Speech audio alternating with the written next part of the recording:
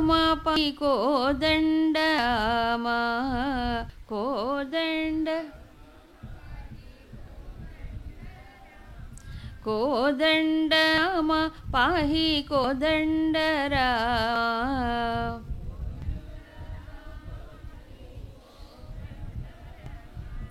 పట్టాభిరామ పాహి పట్టాభిరామ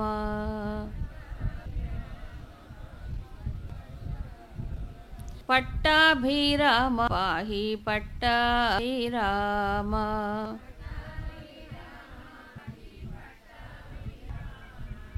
కోదండ రామ పాహి కోదండ రామ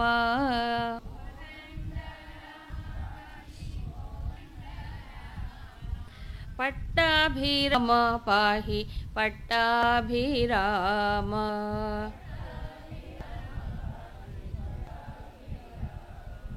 దశరథ సుత ప్రభు రాజా రామ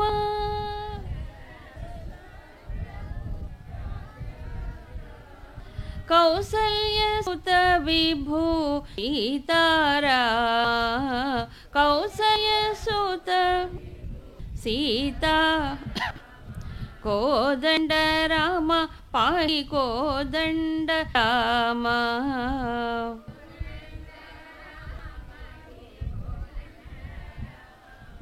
పట్టాభిరామ పాహి పట్టాభిరామ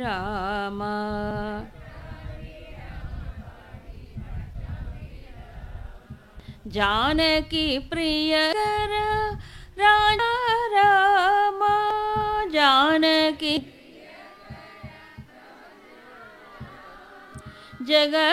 జగదోద్ధారక సీతారామ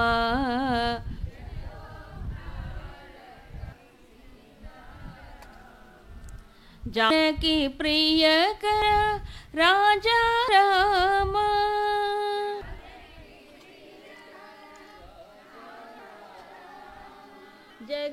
జగదోద్ధారక సీతారామ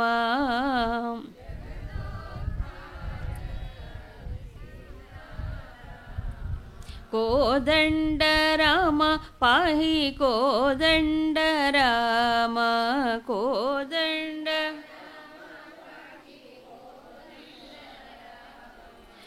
పట్టాభిరామ పాహి పట్టాభిరామ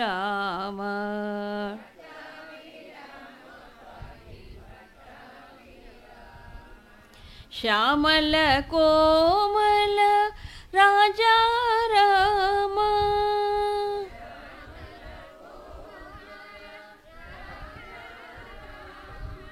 శ్రీకర శుభకర సీతారామ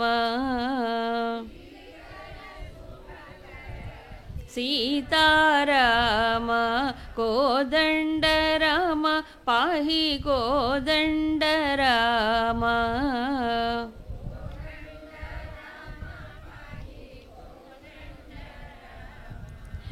పట్టాభిరామ పాహి పట్టాభిరామ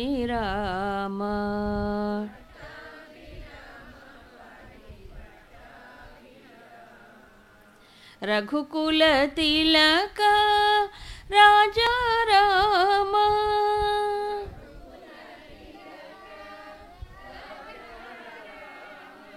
రావణ నాశక సీతారామ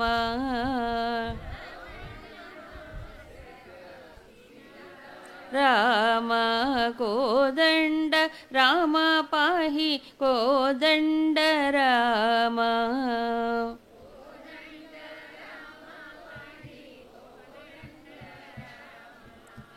పట్టాభిరామ పాహి పట్టాభిరామ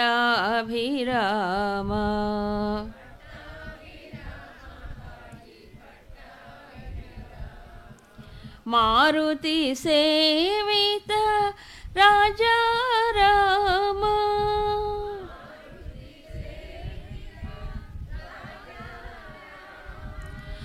భరతాశ్రిత శ్రీ సీతారామ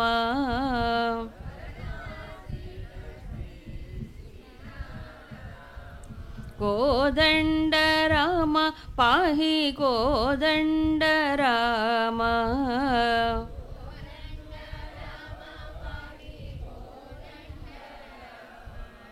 పట్టాభిరామ పాహి పట్టాభిరామ.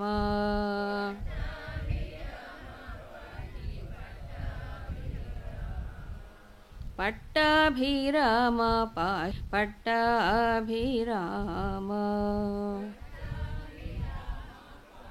పట్టాభిరామ. ఓంకారం అందరూ కలిసి 3 సార్లు. ఓం.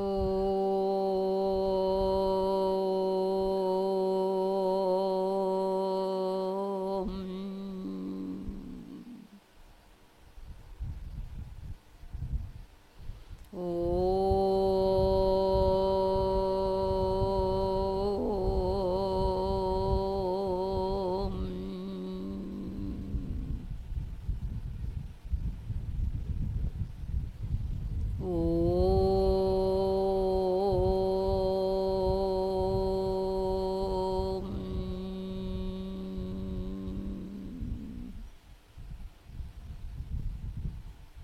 కూజంతం రామ రామేతి మధురం మధురాక్షరం ఆరుహ్య కవితాశాఖాం వందే వాల్మీకికోకిలం.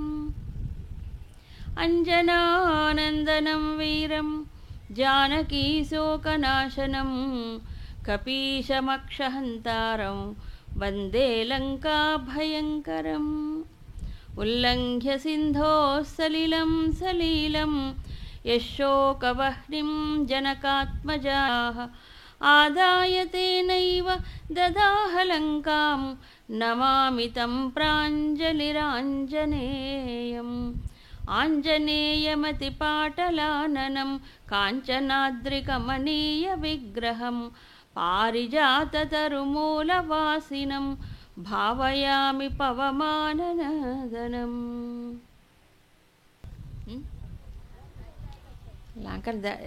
సముద్రాన్ని దాటి లంకలో ప్రవేశించి అంతా వెతకడం ప్రారంభించాడు.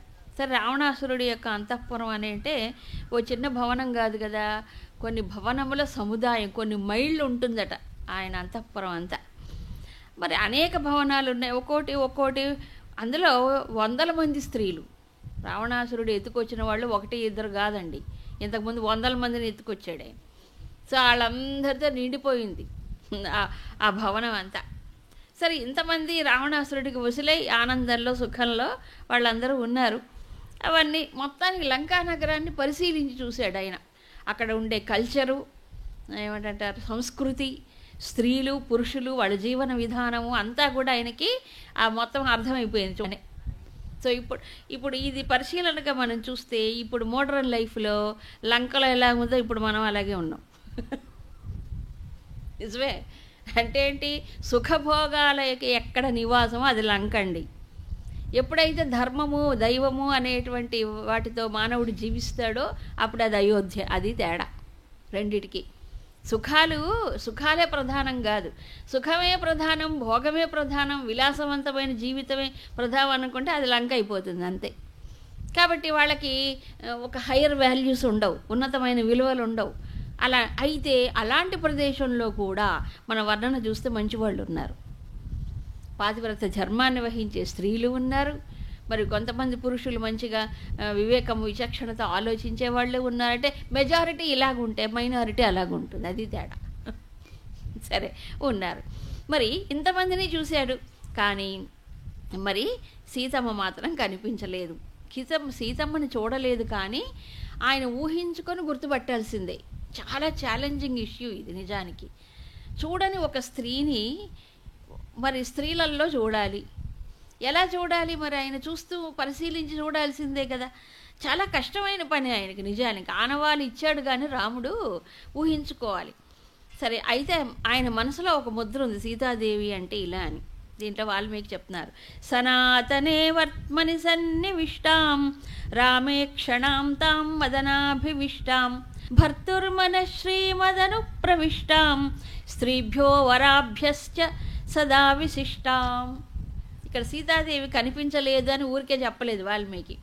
ఎలాంటి సీతాదేవి హనుమంతుడు కనిపించలేదు అంటే సనాతనే వర్త్మని సన్నివిష్టాం, సనాతనమైనటువంటి ఒక సంప్రదాయం, ఒక ధర్మం, పాతివ్రత్యం అని ఏదైతే ఉన్నదో దానిలో స్థిరముగా నిలిచినటువంటిది. అంటే పాతివ్రత్య ధర్మమే తన జీవిత ధర్మముగా భావించినటువంటిది. సరే, అలాంటి ఒక దేవి సీతాదేవి. మరొక విషయం కూడా చెప్పాడు. రామేక్షణం అంటే మనోహరమైన కళ్ళు అని ఒక అర్థం. రామ అంటే చాలా అర్థాలు ఉన్నాయి. అందులో ఒక రామ అంటే అందమైన ఒక అర్థం, రామ అంటే స్త్రీ అని ఒక అర్థం, చాలా ఉన్నాయి. కాబట్టి రామేక్షణ అంటే రెండు, రాముని అందే తన చూపులు కలిగినది. ఆమె దృష్టి ఎక్కడుంది? రాముడి అందే ఉంది. భర్తుర్మనశ్రీ, పైగా ఆవిడ చూపులే కావు, ఆవిడ మనస్సు కూడా, ఆవిడ మనస్సు కూడా ఎక్కడుంది? భర్త యందే ఉంది స్థిరముగా. ఆవిడ చూపులో అంటే రాముడు ఆవిడలో చూపు, కళ్ళల్లో, మనసులో అంతా నిండిపోయి ఉన్నాడు. సో పాతివ్రత్య ధర్మం అంటే ఏ పైపైన ఇది చేయటం కాదు.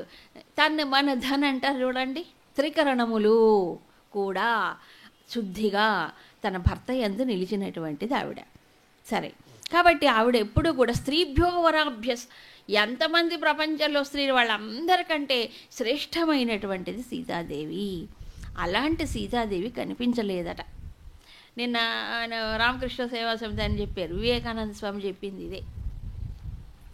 భారతదేశంలో ఉండే విశిష్టత ఏమిటి అంటే అందరికంటే ఎక్కువ ఉత్తమోత్తమైనటువంటిది ఎవరంటే ఒక సీతాదేవి అట. ఆ సీతాదేవిని తలుచుకుంటే స్త్రీలందరూ బాగుపడిపోతారు. సీతమ్మని తలుచుకోరుగా శూర్పణకని తలుచుకుంటారు అందరూ. ఇప్పుడు శూర్పణక సంప్రదాయం పెరిగిపోయింది, సీతా సంప్రదాయం తగ్గిపోయింది. ఇప్పుడు శూర్పణకలే, అదే శూర్పణక కూడా కాదు, ఆవిడెవరు?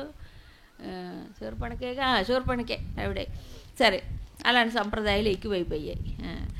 సరే, కనిపించలేదు అన్నాడు. ఆ తరువాత ఆయన మళ్ళీ వెతకడం మొదలుపెట్టారు. నిజంగా ఎంత తీవ్రమైనటువంటి సంకల్ప బలం ఉండాలంటే ఒకసారి వెతకటం కాదు, ఎన్నిసార్లు వెతికాడు ఆయన ఒకే విషయాన్ని గురించి. మనం 2 సార్లు వెతకగానే కంగారు పడి ఇంక చేత కదండి ఇలా పడిపో చోట్ల కక్కుంటూ. కానీ ఆయన అలా కాదు, మళ్ళీ రావరంతపురం మళ్ళీ పరిశీలిస్తూ ఆయన మళ్ళీ వెతుకుతూ ఉన్నాడు. అలా వెతికే సమయంలో చాలా వింతవి కనిపించాయి రావణాంతపురంలో. ఎంత వైభవపేతంగా ఉందంటే చెప్పలేనంత. ఆయన చివరికి రావణాసురుడు పడుకునే ఇంత పెద్ద భవనాల్లో ఎక్కడో ఒకచోటే కదా పడుకుంటాడు, అక్కడికి వెళ్ళాడు. చూస్తూ ఉంటే ఆయన పడుకున్నప్పుడు రాక్షస స్త్రీలందరూ ఆయనకి చుట్టూ ఉన్నారన్నమాట.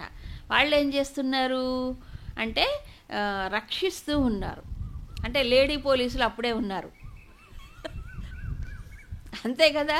చూడండి, రావణాసుడు బాడీ గార్డ్స్ అనమాట వాళ్ళు ఎవరు? రాక్షస స్త్రీలు. వాళ్ళని పెట్టుకున్నాడు ఆయన. సరే, వాళ్ళందరూ ఏం చేస్తున్నారంటే భయంకరమైన ఆకారాలతో శూలములు, ముద్గరలు అన్ని ఆయుధాలు ధరించి ఆయన ఉండేటువంటి ఆ శయనము చుట్టూ కూడా వాళ్ళు తిరుగుతూ రక్షిస్తూ ఉన్నారు ఆయన్ని. సరే, కొంతమంది వింజామరులు వీస్తూ ఉన్నారు రకరకాలుగా. చూడండి, అంతఃపురంలో ఆయన శయన మందిరంలో కూడా పోలీసులు పెట్టుకున్నాడు రాక్షస స్త్రీలని. అంటే రాక్షస స్త్రీలు అంటే వాళ్ళు ఎవరు? ఆయుధాలు పట్టుకొని ఉండేవాళ్ళు ఎవరు? సైన్యమే కదా. అలాంటి వాళ్ళని నియమించాడు ఆయన. ఈ అంతఃపురాన్ని గమనించారు. ప్రతి గృహము కూడా అన్నీ కూడా ఎలాగున్నాయంటే అత్యంత వైభవోపేతంగా వాస్తు సహితంగా ఉన్నాయట గృహములు కూడాను. ఇదంతా విశ్వకర్మ నిర్మించాడు కదా, ఈయనేం కట్టించాడు రావణాసురుడు. విశ్వకర్మ ఆయన కోసం, కుబేరుడు కోసం కట్టించాడు అది. అందుకని అన్ని విధాలా చాలా బాగుంది అంతఃపురం అంతా కూడా. ఇకపోతే మరి గృహాలన్నీ ఎట్లాగుందంటే మనకు ఎగ్జాంపుల్ చెప్పాలంటే ఎయిర్పోర్ట్ ఎగ్జాంపుల్ చెప్పాలి. పెద్ద పెద్ద ఇంటర్నేషనల్ ఎయిర్పోర్ట్స్ ఉంటాయి చూడండి, అవి ఎటుపోతే ఏమొస్తాయో మనకు తెలియదు అనమాట, విచిత్రంగా ఉంటాయి అన్నిటికీ. ఆ రకంగా ఉన్నాయి. అన్నీ కూడా ఎట్లా ఉన్నాయంటే అత్యంత విలువైనటువంటి రత్నాలు, వజ్ర వైఢూర్యాలు అన్నీ పొదగబడి రకరకాల చిత్ర విచిత్రమైన డిజైన్స్తో, ఏది నేలపైన, గోడలపైన, స్తంభాలపైన ఆ వైభవం వర్ణించడం ఎవరికీ సాధ్యం కాదు, ఒక్క వాల్మీకి తప్ప. అంత వర్ణించాడు. ఇకపోతే ఆయన అంతఃపురంలో చాలా వాహనాలు ఉన్నాయి కదండి, దాంట్లో విమానం పుష్పకం ఒక్కటే కాదు, ఇవి కాక ఇంకా వేరే విమానాలు కూడా ఉన్నాయట ఆయనకి సొంతగా. ఆయన ఎక్కడికంటే అక్కడ వెళ్ళడానికి బోల్డు విమానాలు ఉన్నాయి. అందులో స్పెషల్గా ఉన్న ప్రత్యేక విమానం ఏంటి? పుష్పకం. ఈ పుష్పక విమానం గురించి చెప్తున్నారు. తపస్సమాధాన పరాక్రమార్జితం మనస్సమాధాన విచారచారిణం అనేక సంస్థాన విశేష నిర్మితం తతస్తతస్తుల్య విశేష దర్శనం. అది ఆ విమానం ఏమిటి అంటే, వ్యక్తులు ప్రయత్నపూర్వకంగా ఏదో నిర్మించింది కాదట. మరి ఎలా తపస్సమాధాన పరాక్రమార్జితం. ఆయన కుబేరుడు చాలా గొప్ప తపస్సు చేశాడు. తపస్సు చేత, తన పరాక్రమము చేత ఆయనకు లభించినటువంటిది పుష్పక విమానం. అంతే తప్ప ఊరికే ఎవరో డబ్బులు పెట్టేసి నిర్మించి తయారు చేయించుకున్నటువంటిది కాదు.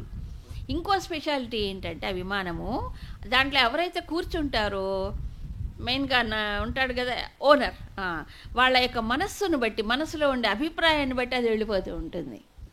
డ్రైవ్ గేర్లు, స్పీడ్ పెంచడం తగ్గించడం ఏమీ ఉండదు అనమాట. అలాంటి ఆపరేషన్స్ ఏవి ఉండవు, మనస్సును బట్టి వెళ్ళిపోయేది. ఎక్కడైనా ఉంటుందండి? మరి అదే విచిత్రం.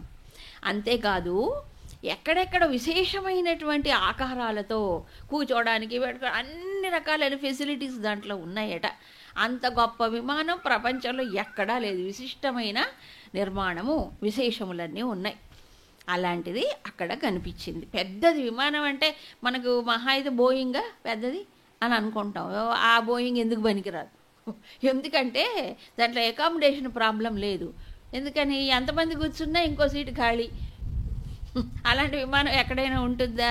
కేవలం తపస్సు చేత మాత్రమే అది పొందగలరు. సరే, ఇంతకు రావణ అంతఃపురము భవనం ఎట్లా ఉందంటే, ఊరికి లెక్క చెప్పాడు వాల్మీకి మహర్షి. 8 మైళ్ళు పొడుగు అట. ఏది? రావణ అంతఃపురం 8 మైళ్ళు పొడుగు, 5 మైళ్ళు 4 మైళ్ళు వెడల్పు. ఇంతే, ఇంత పెద్ద అంతఃపురం ఉంది. సరే, దాంట్లో వెతకడం ఎంత కష్టం చూడండి. ఇలా వెతుకుతూ ఉన్నాడు. అందులో ఎక్కే మెట్లు, దిగే మెట్లు, ఒక చూడబోతే ఎక్కాలి, ఒక చూడబోతే దిగాలి. ఆ మెట్లు కూడా బంగారం మెట్లే. లంక అంతా స్వర్ణమయమే అండి. మొత్తం ఇల్లు వాకిళ్ళు అన్నీ కూడా, లంక ముఖ్యంగా రావణాసురుడి యొక్క పరివారం ఉండేదంతా మరి స్వర్ణమయమే. స్వర్ణంతో పాటు స్ఫటికములు, మాణిక్యములు అన్నీ కూడా పొదగబడి, పగడములు, ఇక అంతా మరి చిత్ర విచిత్రములైన నిర్మాణములే ఉన్నాయి. సరే, ఆ సమయంలో ఇంకా ఆయన చూశాడు, అక్కడంతా కూడాను కేవలము పడుకోవడానికి, కూర్చోడానికే కాదు, పెద్ద సముదాయం కదా. మధ్య మధ్యలో ఇప్పుడు చూడండి, ఎయిర్పోర్ట్స్లో మధ్య మధ్యలో రెస్టారెంట్స్ ఉంటాయి. రెస్టారెంట్స్ అంటే తెలుసు కదా, తినడానికి, తాగటానికి ఏవో రకరకాల ఉన్నట్టుగా రావణాంతపురంలో ఎక్కడికో పోయి తినాలంటే కష్టం కదా. ఇంత పెద్ద దాంట్లో మధ్య మధ్యలో తినడానికి, తాగటానికి, ఆడుకోవటానికి అన్ని అరేంజ్మెంట్స్ కూడా ఉన్నాయట ఆ ప్రాంతాల్లో. పానీయములు, పిండి వంటలు, రకరకాల అన్నాలు, మంచి సుగంధ బియ్యములు ఉన్నాయి ఆ సమయంలో. ఎంతగా ఉన్నాయంటే అరేంజ్మెంట్స్ అక్కడ చూస్తే, అవన్నీ చూస్తుంటే ప్రతిదీ ఏది చూసినా ఇట్రా ఇట్రా అని పిలుస్తున్నట్లు ఉంటాయట. చెప్తున్నాడు ఇక్కడ, ఈత ఏహీతి ఉవాచ, ఇట్రా నన్ను చూడు, అనుభవించు, ఎంత బాగుందో అన్నట్టుగా అక్కడ కనిపిస్తూ ఉన్నాయి రావణాంతపురంలో. సరే, మొత్తానికి చూస్తూ ఉన్నాడు ఆయన. అంతఃపురం అంతా అంటే సీతమ్మను వెతకడమే ముఖ్య ఉద్దేశం, దాన్ని చూడడం కాదు.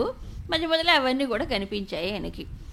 ఇవంతా రావణాసురుడు చాలా అనుకూలంగా, తనకి ఇష్టంగా ఈ ఏర్పాట్లన్నీ కూడా చేసుకున్నాడు. సరే, దాని మధ్యలో ఎక్కడో ఒక చోట ఎక్కాడు, దిగాడు. అక్కడ ఎలా ఉందంటే, కంబళ్ళు అంటే తెలుసు కదండి, చిత్ర విచిత్రమైన పెద్ద ఇలాంటివి కాదు, ఇవన్నీ దరిద్ర ఇలా కాదు, పెద్ద పెద్ద కంబళ్ళు ఉన్నాయట. ఆ కంబళ్ళు ఎట్లా ఉన్నాయండి, దానిపైన డిజైన్లు, సముద్రాలు, నదులు, గృహాలు, దానిపైన పెద్ద పెద్ద డిజైన్లు. ఇవన్నీ చూస్తే మనం భూమిపైన ఉన్నామా అన్నట్టు అనిపిస్తుందట. అంత పెద్ద ఏర్పాట్లన్నీ కనిపించాయి. ఇవన్నీ ఎందుకు చెప్తున్నా అంటే చివరిగా ఒక మాట చెప్పారు వాల్మీకి, ఇంద్రియాణి ఇంద్రియార్థైస్తు పంచభిరుత్తమై తర్పయామాస మాతేవ తదా రావణ పాలిత. ఎలా ఉందంటే ఇంద్రియాణి ఇంద్రియార్థైస్తు పంచభి. మనకి ఎన్ని ఇంద్రియాలు ఉన్నాయి? 5. అంతే, కళ్ళు, ముక్కు, చెవులు, నాలుక 5. ఈ 5 ఇంద్రియాలకి సంతోషాన్ని, తృప్తిని కలిగించేటువంటి 5 ఇంద్రియ విషయాలు ఏమిటి? శబ్ద, స్పర్శ, రూపరస, గంధాలు. ఈ 5 ఇంద్రియాలని సంతోషం కలిగించేవి, తర్పణం అంటే తృప్తి కలిగించే విషయాలన్నీ అక్కడ కనిపించాయి. అంటే ఇంద్రియ సుఖాలకి, ఇంద్రియ భోగాలకి లోటు లేదు. ఎక్కడ? రావణాంతఃపురంలో తృప్తిని కలిగిస్తాయి. రావణాసురుడి చేత పరిపాలించబడిన ఆ భవనం అంతా కూడా అట్లా భోగ విలాసాలతో పంచేంద్రియాలకి సుఖాలు అక్కడ లభిస్తాయి. చూశాడు. చూస్తే దేదీప్యమానమైన కాంతి అండి. ఏం కాంతి? ఈ కాంతులు కావు. ఎలా ఉన్నాయంటే విచిత్రంగా 2 శ్లోకాల్లో వర్ణించారు. ఈ 2 శ్లోకాలు గమనిస్తే కేవలం వర్ణన కాదు, దాంట్లో ఒక సందేశం ఉంది. ప్రధ్యాయత ఇవాస్యత్ ప్రదీప్తాస్తత్ర కాంచనాన్ ధూర్తానివ మహాధూర్తైః దేవనేన పరాజితాన్ దీపానాంచ ప్రకాశేన తేజసా రావణస్య చ అర్పిర్భూషణానాంచ ప్రదీప్తేత్యభ్యమన్యత. అది అక్కడ కాంతులు ఎన్ని రకాలు ఉన్నాయో చెప్తున్నాడు. దీపానాంచ ప్రకాశం, దీపముల యొక్క ప్రకాశం. రావణాసురుడు యొక్క తేజస్సు. రావణాసురుడు మంచి తేజవంతుడు, తపస్సు చేశాడు కదా. తర్వాత ఆయన ధరించిన అన్ని ఆభరణాలు ఎలాంటి ఆభరణాలు? చక్కన పుటం పెట్టిన బంగారం ఎలా తళతళ మెరిసిపోతుందో ఆ బంగారపు కాంతులన్నీ ఒక పక్కన, ఒక వెలుగు, ఇవన్నీ కలిసి ఎలాగుందంటే ఒక మంట, ప్రజ్వలించేటువంటి మంట ఎలాగుంటుంది? మండుతున్నట్లు కనిపిస్తుందట. అన్ని వెలుగులన్నీ కల్పించేటప్పటికి ఆ రకంగా. ఒకటి దీపాలు, 2 రావణాసురుడు కాంతి, తర్వాత ధరించిన ఆభరణాల కాంతి, అలంకారాల కాంతి, అన్నీ కాంతే. అయితే అవన్నీ కూడా ఎలాగున్నాయి అంటే ఆ దీపాలు కానీ అవి నిశ్చలంగా ఉన్నాయట. నిశ్చలంగా ఉన్నాయి ఆ దీపాలు. ఆ బంగారు దీపాలట అవన్నీ. చూడండి, దీపాలు కూడా బంగారం కాంతి ఏమీ లేదేమో లంకలో. దీపాలు కూడా బంగారు దీపాలే. కొన్ని చోట్ల మణి దీపాలు, కానీ మణులు అంటే తెలుసు కదండి, మణే దీపం. ఏం వెలిగించేది ఏమీ లేదు, దాని ఏమి మెయింటెనెన్స్ ప్రాబ్లం లేదు, తొడవటం, వేయటం, కరెంట్ ఏమో. మణి ఇప్పుడు కన్యాకుమారి అమ్మవారు ఉన్నారు కదా, కన్యాకుమారి దేవి, ఆవిడకి ముక్కెర ఒకటి ఉంది. ఆ ముక్కెర ఎలాంటిది? మణి. ఆ మణి ఎలా వెలుగుతుంది? దీపంలాగే. అలాంటి ఎన్నో మణి దీపాలు ఉన్నాయి రావణాసురుడి యొక్క అంతఃపురంలో. అలా బంగారు దీపాలు, మణి దీపాలు నిశ్చలంగా ఉన్నాయట. ఆ నిశ్చలమైన దీపాలను చూసి వాల్మీకి వర్ణిస్తున్నాడు. భలే పోలిక ఉంటుంది. జూదం ఆడేటప్పుడట దాంతో పోల్చాడు. జూదం ఆడేటప్పుడు కొంత బాగా ఎక్కువ అందవేసిన చెయ్యి, అంటే బాగా నేర్పరులు ఉంటారు, ఏదో అటు ఇటు కాస్త ఆట రాని వాళ్ళు ఉంటారు, అవునా? అయితే పెద్దవాడు ఎక్కువ పందెం వేసి చిన్నవాడిని ఓడిస్తాడు అనుకోండి. ఈ చిన్నవాడికి ఏమి చేయాలో తోచక, బుర్ర పనిచేయకపోతే ఏం చేస్తాడు? ఎవడైనా ఆలోచన లేకుండా కూర్చుంటాడు, అవునా కదా? అట్లా ఉందట ఆ దీపాలు, నిశ్చలంగా ఉన్నాయట, ఆలోచన లేకుండా. అంటే పోలిక కూడా చూడండి, జూదర్లతో పోల్చాడు అక్కడ. అంటే నిశ్చలత్వం కూడా 2 రకాలు ఉంటుందట అండి. ఒకటి సాత్విక గుణం ఎక్కువ ఉన్నప్పుడు, మనస్సు శాంతించినప్పుడు నిశ్చలత. 2 తమో గుణం ఎక్కువ ఉన్నప్పుడు కూడా మనిషి ఎట్లా ఉంటాడు? ఆలోచన లేనప్పుడు వాడు కూడా నిశ్చలంగానే ఉంటాడు, బుద్ధి పని చేయదు, తమస్సు ఎక్కువ, అప్పుడు నిశ్చలంగానే కనిపిస్తుంది. సత్వంలో కూడా నిశ్చలత ఉంది, అవునా కదా? ఇప్పుడు ఇది ఏమిటి? తమో గుణం. అది ఆ నిశ్చలత అక్కడ కనిపిస్తుంది.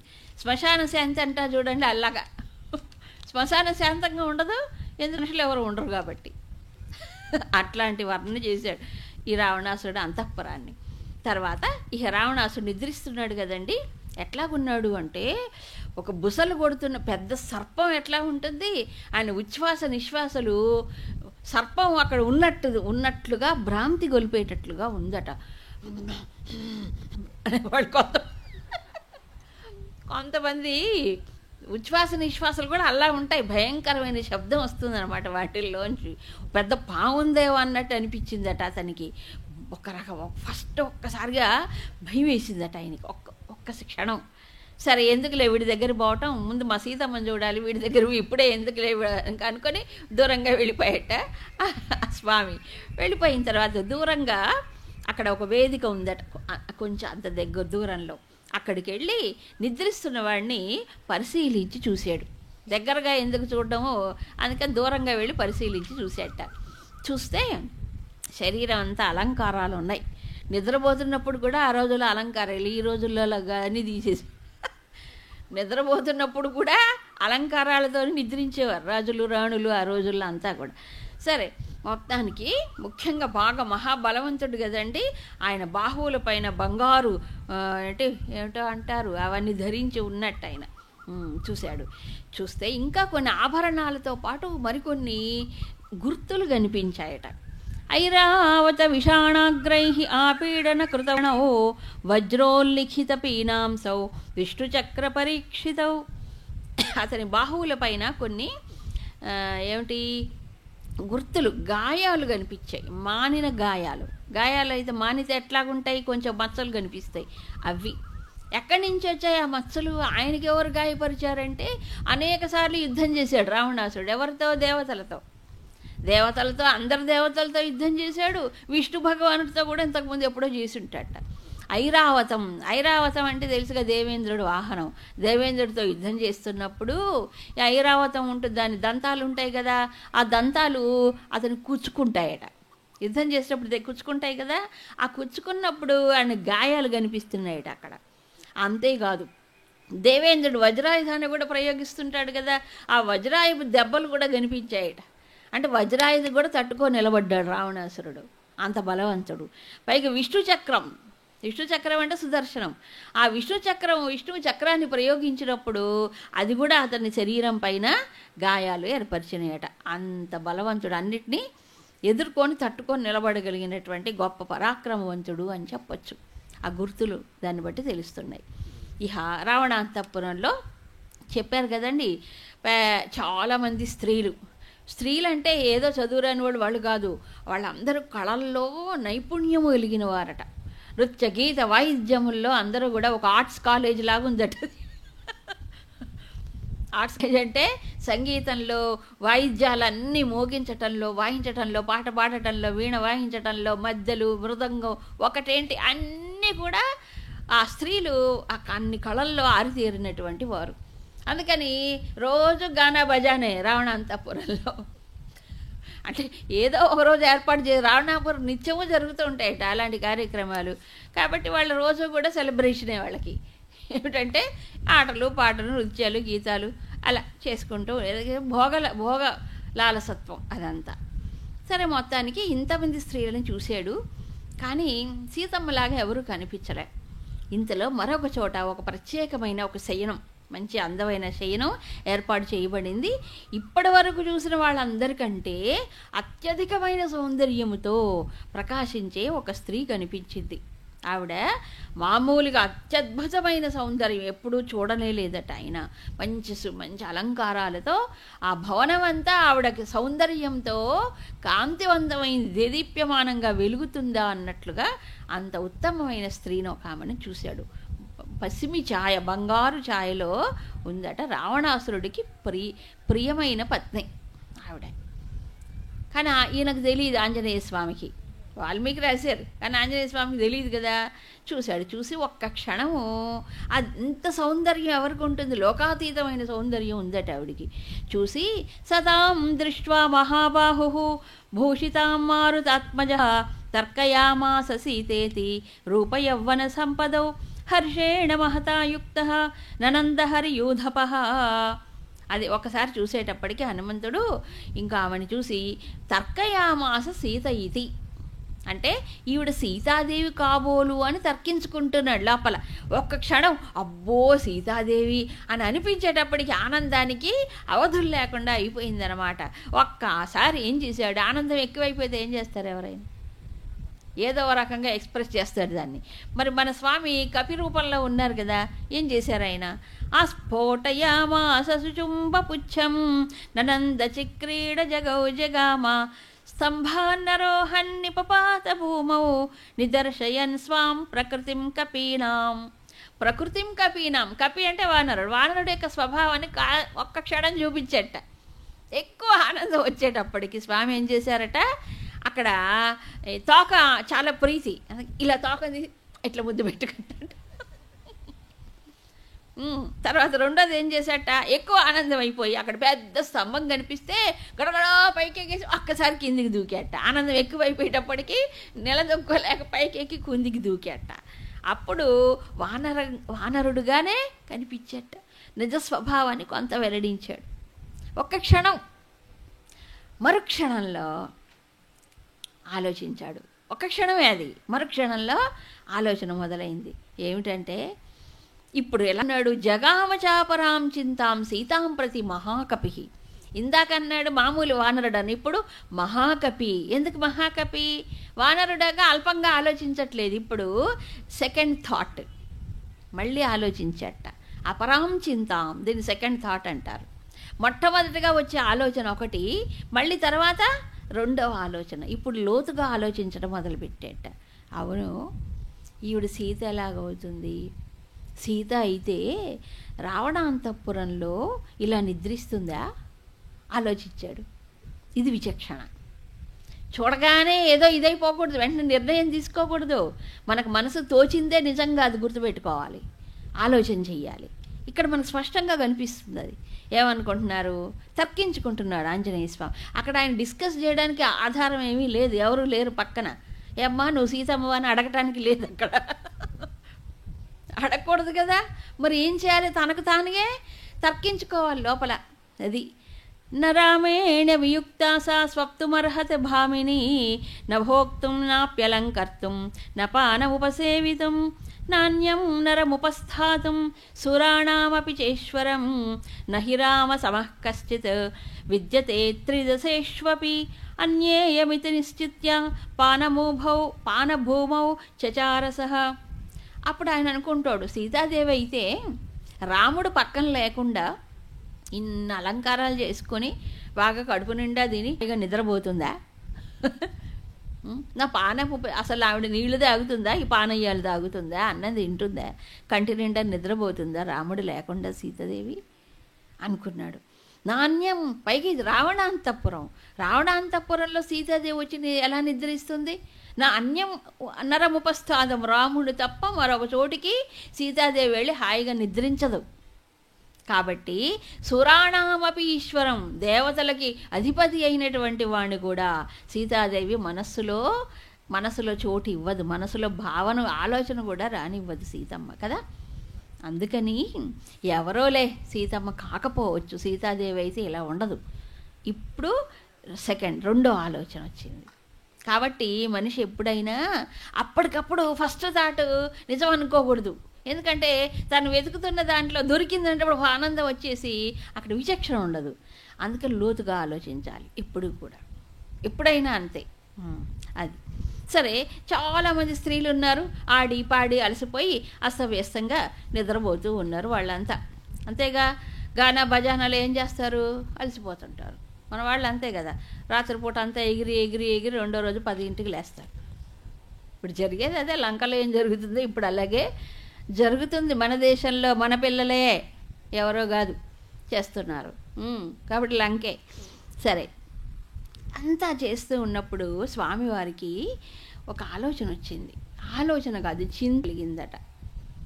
వెతుకుతున్నాడు అంతఃపురంలో, ఏం చింత కలిగింది ఆయనకి ఇప్పుడు.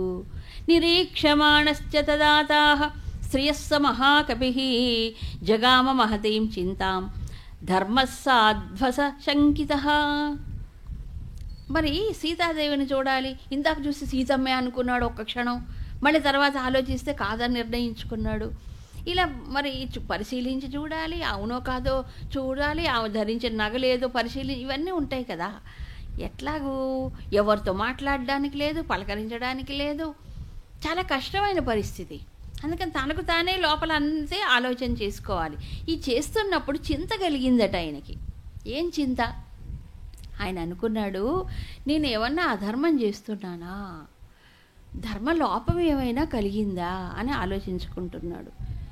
వీళ్ళు మహాత్ములు అవుతారు. నేను చేసిందంత ధర్మమే, నేను చెప్పిందంతా కరెక్ట్, నేను చెప్పింది వేదం అనుకునేవాడు ఎప్పుడు ధర్మాత్ముడు కాడు, ఎదగలేడు. నేను చేసే దాంట్లో లోపం ఏమైనా ఉందా, లేకపోతే నేనేమైనా పొరపాటు తన్ని తాను పరిశీలించుకోవాలి ఎప్పుడు మనిషి. ఆత్మ విమర్శ. మనం అందరం దేంట్లో విమర్శ పర్ఫెక్ట్, ఇలా చూపించడంలో అందరూ పర్ఫెక్టే, విమర్శించడంలో అదేదో కాస్త తనను తాను విమర్శించుకుంటే మనిషి ఎదుగుతాట. దీన్ని ఇంట్రోస్పెక్షన్ అంటారు. ఆత్మ పరిశీలన అంటారు. ఇది చాలా అవసరం మనిషి ఎదుగుదలకి. అందుకని అదే కాబట్టి నిజానికి ఒక ఏమంటారు, వివేకవంతుడైన వాడు ఏం చేస్తాడట, తనని తాను ప్రశ్నించుకుంటాడట. కానీ వివేకహీనుడు ఇంకోళ్ళు ప్రశ్నిస్తాడట ఎప్పుడు కదా. తనని తాను ప్రశ్నించుకునేవాడు వివేకవంతుడు, ఇంకోళ్ళని ప్రశ్నించేవాడు వివేకహీనుడే. ఎందుకంటే తాను ఎదగాలి, ముందు తాను ఎదిగితే కదా ఇంకోళ్ళకి ఏమైనా మేలు చేయగలిగేది. ఇప్పుడు చింత కలిగింది స్వామికి. ఏం చింత? పరదారావరోధస్య ప్రసుప్తస్య నిరీక్షణం ఇదం ఖలు మమాత్యర్థం ధర్మలోపం కరిష్యతి నహి మే పరదారాణం దృష్టిర్విషయవర్తిని అయం ఛాత్రమయా దృష్ట పరదార పరిగ్రహ. స్వామి అనుకున్నాడు, ఏమిటి ఇది రావణాంతఃపురం, వీళ్ళందరూ రావణాసురుడు భార్యలు కదా, వీళ్ళందరూ పాపం ఆతమర్చి ఆడిపాడి నిద్రిస్తూ ఉన్నారు. కాబట్టి ఇలా నిద్రిస్తూ ఉండే పరస్త్రీలని నేను చూస్తున్నాను కదా, ఇలా చూడటం వల్ల ధర్మలోపం ఏమైనా కలిగిందేమో. ఆయన మరి ఇది కదా, ధర్మచారి కదా, అందుకని ఇలా చూడడం తప్పు కదా, దీనివల్ల నాకు బ్రహ్మచర్య నిష్ఠకి లోపం కలిగిందేమో అని ఆలోచించాడు. అది త్రేతాయుగం కదా, అందుకని ఆంజనేయ స్వామి అయ్యాడు. లోపాలు ఏమీ లే, అంతా ఒకటే, ఏది చూసినా ఏది చేసినా తప్పే లేదు. ఎందుకు? ధర్మం అనేది ఎదురు ఉంటేగా మనిషికి ఏమైనా తప్పు ఒప్పు అర్థమయ్యేది. ధర్మమే లేకపోతే అన్నీ రైటే, అది పరిస్థితి అనుకున్నాడు. అనుకొని ఇప్పుడు నేను చేసిన ధర్మమో అధర్మమో ఎవరు నిర్ణయించాలి? ఇప్పుడు ఆయననే పరిశీలించుకోవాలి, తర్కించుకోవాలి. సరే, ఇప్పుడు నేను కళ్ళతో చూశాను కదా వాళ్ళందరినీ, చూడడం కూడా తప్పే నిజానికి ఆలోచిస్తే. అందుకని ఇప్పుడు పైగా వాళ్ళు పరీక్షగా చూడాల్సి వచ్చింది నేను. ఎందుకని? సీతమ్మ అవునో కాదో చూడాలంటే పరీక్షగా చూడాలి కదా. ఇంతమంది వందల మంది వేల మంది ఉంటే ఎలా గుర్తుపట్టడం? అయ్యో అని చెప్పి చాలా బాధ కలిగిందట ఆయనకి. సరే, ఎందుకంటే ఆయన ఆత్మ విమర్శ చేసుకుంటున్నాడు. ఆలోచించి మళ్ళీ ఇంతలో ఒక్కసారి మనసు అట్లా తర్కించుకున్నాడు. మనసు ఆలోచించాడు. రెండవసారి మళ్ళీ చూడగానే నిశ్చయమైన అభిప్రాయం కలిగింది. తన మనసును తానే చూసుకున్నాడు. నిశ్చయమైన అభిప్రాయం కలిగింది. ఏమిటట? కామం దృష్ట్వా మయా సర్వ విశ్వస్త రావణ స్త్రియ నహి మే మనసః కించిత్ వైకృత్యముపపద్యతే మనో హి హేతు సర్వేషాం ఇంద్రియాణాం ప్రవర్తనే శుభాశుభస్వస్థాసు తచ్చమే సువ్యవస్థితం. ఈ ఘట్టం చాలా ముఖ్యమైంది. ఎవరికంటే మనుషులకి. ఎందుకు అలా అంటున్నారు? మనిషి అంటే ఎవరంటే ఆలోచించి ప్రవర్తించేవాడు మనిషి. విచక్షణతో వివేకంతో ప్రవర్తించేవాడు మనిషి. మనుషులకి ఇది ముఖ్యం. ఇప్పుడు మనుషులు తక్కువ ఉన్నారు సమాజంలో, అది వేరే సంగతి. ఏమనుకుంటున్నాడంటే, అయ్యో నేను ఈ స్త్రీలందరూ కూడా పరపురుషులు ఎవరు లేరు కదా అని ఆదమర్చి నిద్రిస్తూ ఉన్నారు. స్త్రీలలో ఉండి అంత పట్టించుకోరు కదా, అందుకని నిద్రిస్తూ ఉన్నారు. నేను ఇప్పుడు రావణ భార్యలు కదా, నేను చూశాను, నిజమే, కరెక్టే. కానీ నా మనస్సులో కించిత్ కూడా మానసికమైన వైకల్యం, మానసిక వికారం, మానసికమైన చలనం కించిత్ కూడా కలగలేదు. అది పరిశీలన. ఒకవేళ మనసు చలించిందో, మనసు విషయ ఆకర్షణకు లోనైందో అప్పుడు తప్పు. కానీ మనసు చలించలేదు, సాక్షిగా చూస్తున్నాడు ఆయన, అంతే. సీతమ్మ అవునో కాదు చూస్తున్నాడు. చూసే దృష్టి వేరు, చూడటం వేరు. చూపు వెనక ఉండే దృష్టి వల్ల అది పాపమో పుణ్యమో నిర్ణయం జరుగుతుంది. అవునా? చూపులో తప్పులేదు, పరిశీలనగా చూడడం కూడా తప్పులేదు. అయితే ఆ చూపులో ఏముంది, దాని వెనక మోటివ్ బిహైండ్ ద యాక్షన్, అది ముఖ్యం. ఆ వెనక ఉండే మోటివ్ కనుక పాపం అయితే, పాప చింతన అయినప్పుడు వాడికి పాపం వస్తుంది. వెనక ఉండేటువంటి దాంట్లో ఒక పాప చింతన లేదు, కేవలం పరిశీలనగా చూశాడు, ఒక సైంటిస్ట్ చేసినట్టు అనుకోండి, అప్పుడు పాపం రాదు. అది చూస్తున్నాడు. కాబట్టి ఇంద్రియాల యొక్క దృష్టిలో ఏం లోపం లేదు, మనస్సే కారణం. ఇంద్రియాల వెనక ఎవరున్నారు? మనస్సు పనిచేస్తుంది. మనోహి హేతు సర్వేషాం ఇంద్రియాణం ప్రవర్తనే. ఇంద్రియాల యొక్క ప్రవర్తనకి కారణం ఎవరు? మనస్సు.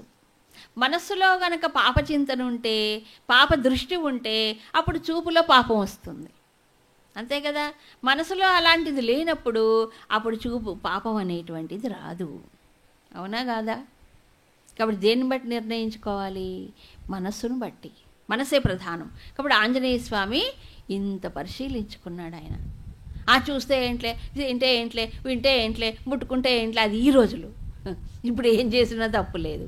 ఎందుకంటే ఇంద్రియాలు కంట్రోల్లో పెట్టుకోవాలని అనుకుంటేగా ఎవరైనా. అప్పుడు పెట్టుకోకపోతే పాపం వస్తుందని ఆ కాన్సెప్టే లేదుగా ఈ రోజుల్లో.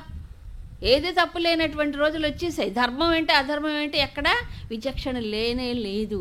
ఎవరు చెప్తున్నారు? చెప్పేవాళ్ళు ఎవరు, వినేవాళ్ళు ఎవరు? రెండూ లేవు. ఎంతసేపు మార్కులు, డబ్బులు, ఇదే. స్కూల్లో చేర్పించడాలు, డొనేషన్లు కట్టించడాలు, చదువులు చెప్పించడాలు, ఉద్యోగాలు, మార్కులు, ఇంతే. ధర్మము అధర్మము, డిసిప్లిన్, ఇంద్రియాలు నిగ్రహించుకోవాలని చెప్పేవాళ్ళు ఎవరండి? మా వాళ్ళు ఎంటెక్, మావాడు బీటెక్, మావాడు కంప్యూటర్, ఇదే చెప్పుకుంటున్నారు అందరూ. వాళ్ళకి ఎవరు శిక్షణ ఇవ్వాలి? చిన్నప్పుడు ఎవరు చెప్పాలి? తర్వాత ఎవరు చెప్పాలి? అక్కడ ఎవరు చెప్పట్లే ఈ విషయాలు. అందరూ అదే దారిలో పోతున్నారు. కాబట్టి ధర్మం రోజు రోజు ఇది అయిపోయింది. ఆ విచక్షణ వివేకం లేకుండా పోతుందిగా పిల్లలకి ఈ రోజుల్లో. కారణం ఏంటంటే అసలు వాల్యూస్ లేవు, చెప్పేవాళ్ళు లేరు. మరి ఆంజనేయ స్వామిని ఎందుకు పూజిస్తున్నామంటే ఇందుకే. తనకు తానుగా ఒంటరిగా ఉన్నప్పుడు కూడా మనిషి ఖచ్చితంగా ఉంటేనే వాడు ధర్మాత్ముడు. ఎవరు లేరు కదా, ఏం పర్వాలేదులే, ఏదైనా చేయొచ్చులే అనుకుంటే రహస్యంగా చేసిన పాపం పాపమే. ఎవరికి తెలియకుండా చేస్తే మాత్రం లోపల చూడట్లేదా భగవంతుడు కూర్చొని? పాపం పాపమే. దానికి మార్కులు దానికి ఉంటాయి లోపల. అవునా? తెలిసి తెలియకపోవడం కాదు, భగవంతుడు ఒకడు ఉన్నాడు లోపల. కాబట్టి తన్ను తాను పరిశీలించుకుంటూ, తాను చేసే పని నిజమా మంచిదా కాదా అని తన్ను తాను పరిశీలించుకునేవాడు ఎదుగుతాడు జీవితంలో. దీన్ని ఏమంటారు? ఆత్మ వికాసానికి మొదటి మెట్టు ఇంట్రోస్పెక్షన్ అంటారు, పరిశీలించుకోవాలి. సరే, రెండో స్టెప్ ఏంటంటే డిటెక్షన్ అంటే గుర్తించడం. పరిశీలించుకున్నవాడు గుర్తిస్తాడు ఇది తప్పు ఇది ఒప్పు అని. ఒకవేళ తప్పు అయితే కరెక్ట్ చేసుకోవాలి, ఒప్పు అయితే ముందుకెళ్ళిపోవచ్చు కదా. తప్పని గుర్తించిన తర్వాత ఏం చేయాలి? దిద్దుకోవడానికి ప్రయత్నం చేయాలి. ఇదంతా మనిషి వికాసంలో మార్గాలు. ఈ తర్వాత మరొకటి ఆలోచిస్తే, నిజమే, ఇప్పుడు సీతాదేవి స్త్రీ కదా, స్త్రీని పురుషుల్లో వెతుకుతారండి ఎవరైనా? స్త్రీలోనే వెతకాలి, ఇంకో మార్గం లేదు కదా. అయ్యో నేను స్త్రీ చూడండి అంటే ఎలా వెతుకుతావు సీతమ్మ నువ్వు? అది తప్పనిసరి అయిపోయింది స్వామికి, ఇంకొక చోట వెతకడానికి వీలు లేదు. కాబట్టి తప్పనిసరి పరిస్థితుల్లో సీతాన్వేషణ కోసమే వచ్చాడు కాబట్టి ఆయన చూడాలి. అప్పుడు చూడడంలో తన మనసేమి వికలం కాలేదు కాబట్టి నేను తప్పు చేయలేదు, నాకు పాపము అంటదు అని నిర్ణయించుకొని ముందుకెళ్ళిపోయాడు. ఇలాంటి విషయాలు చాలా ముఖ్యం సుందరకాండలో కానీ మరి ఎక్కడైనా రామాయణంలో. సరే అయిపోయింది, ఎంత వెతికినా ఎక్కడా సీతాదేవి కనిపించలే. అప్పుడు ఆలోచనలన్నీ రకరకాలుగా పోతున్నాయి స్వామికి. ఎందుకంటే వీడు దుష్టుడు, రావణాసురుడు. అందరూ రాక్షస స్త్రీలే చాలామంది అక్కడ. కాబట్టి ఏమనుకున్నాడంటే ఒక్కసారి లోపల మనసు బాధగా ఉందన్నమాట.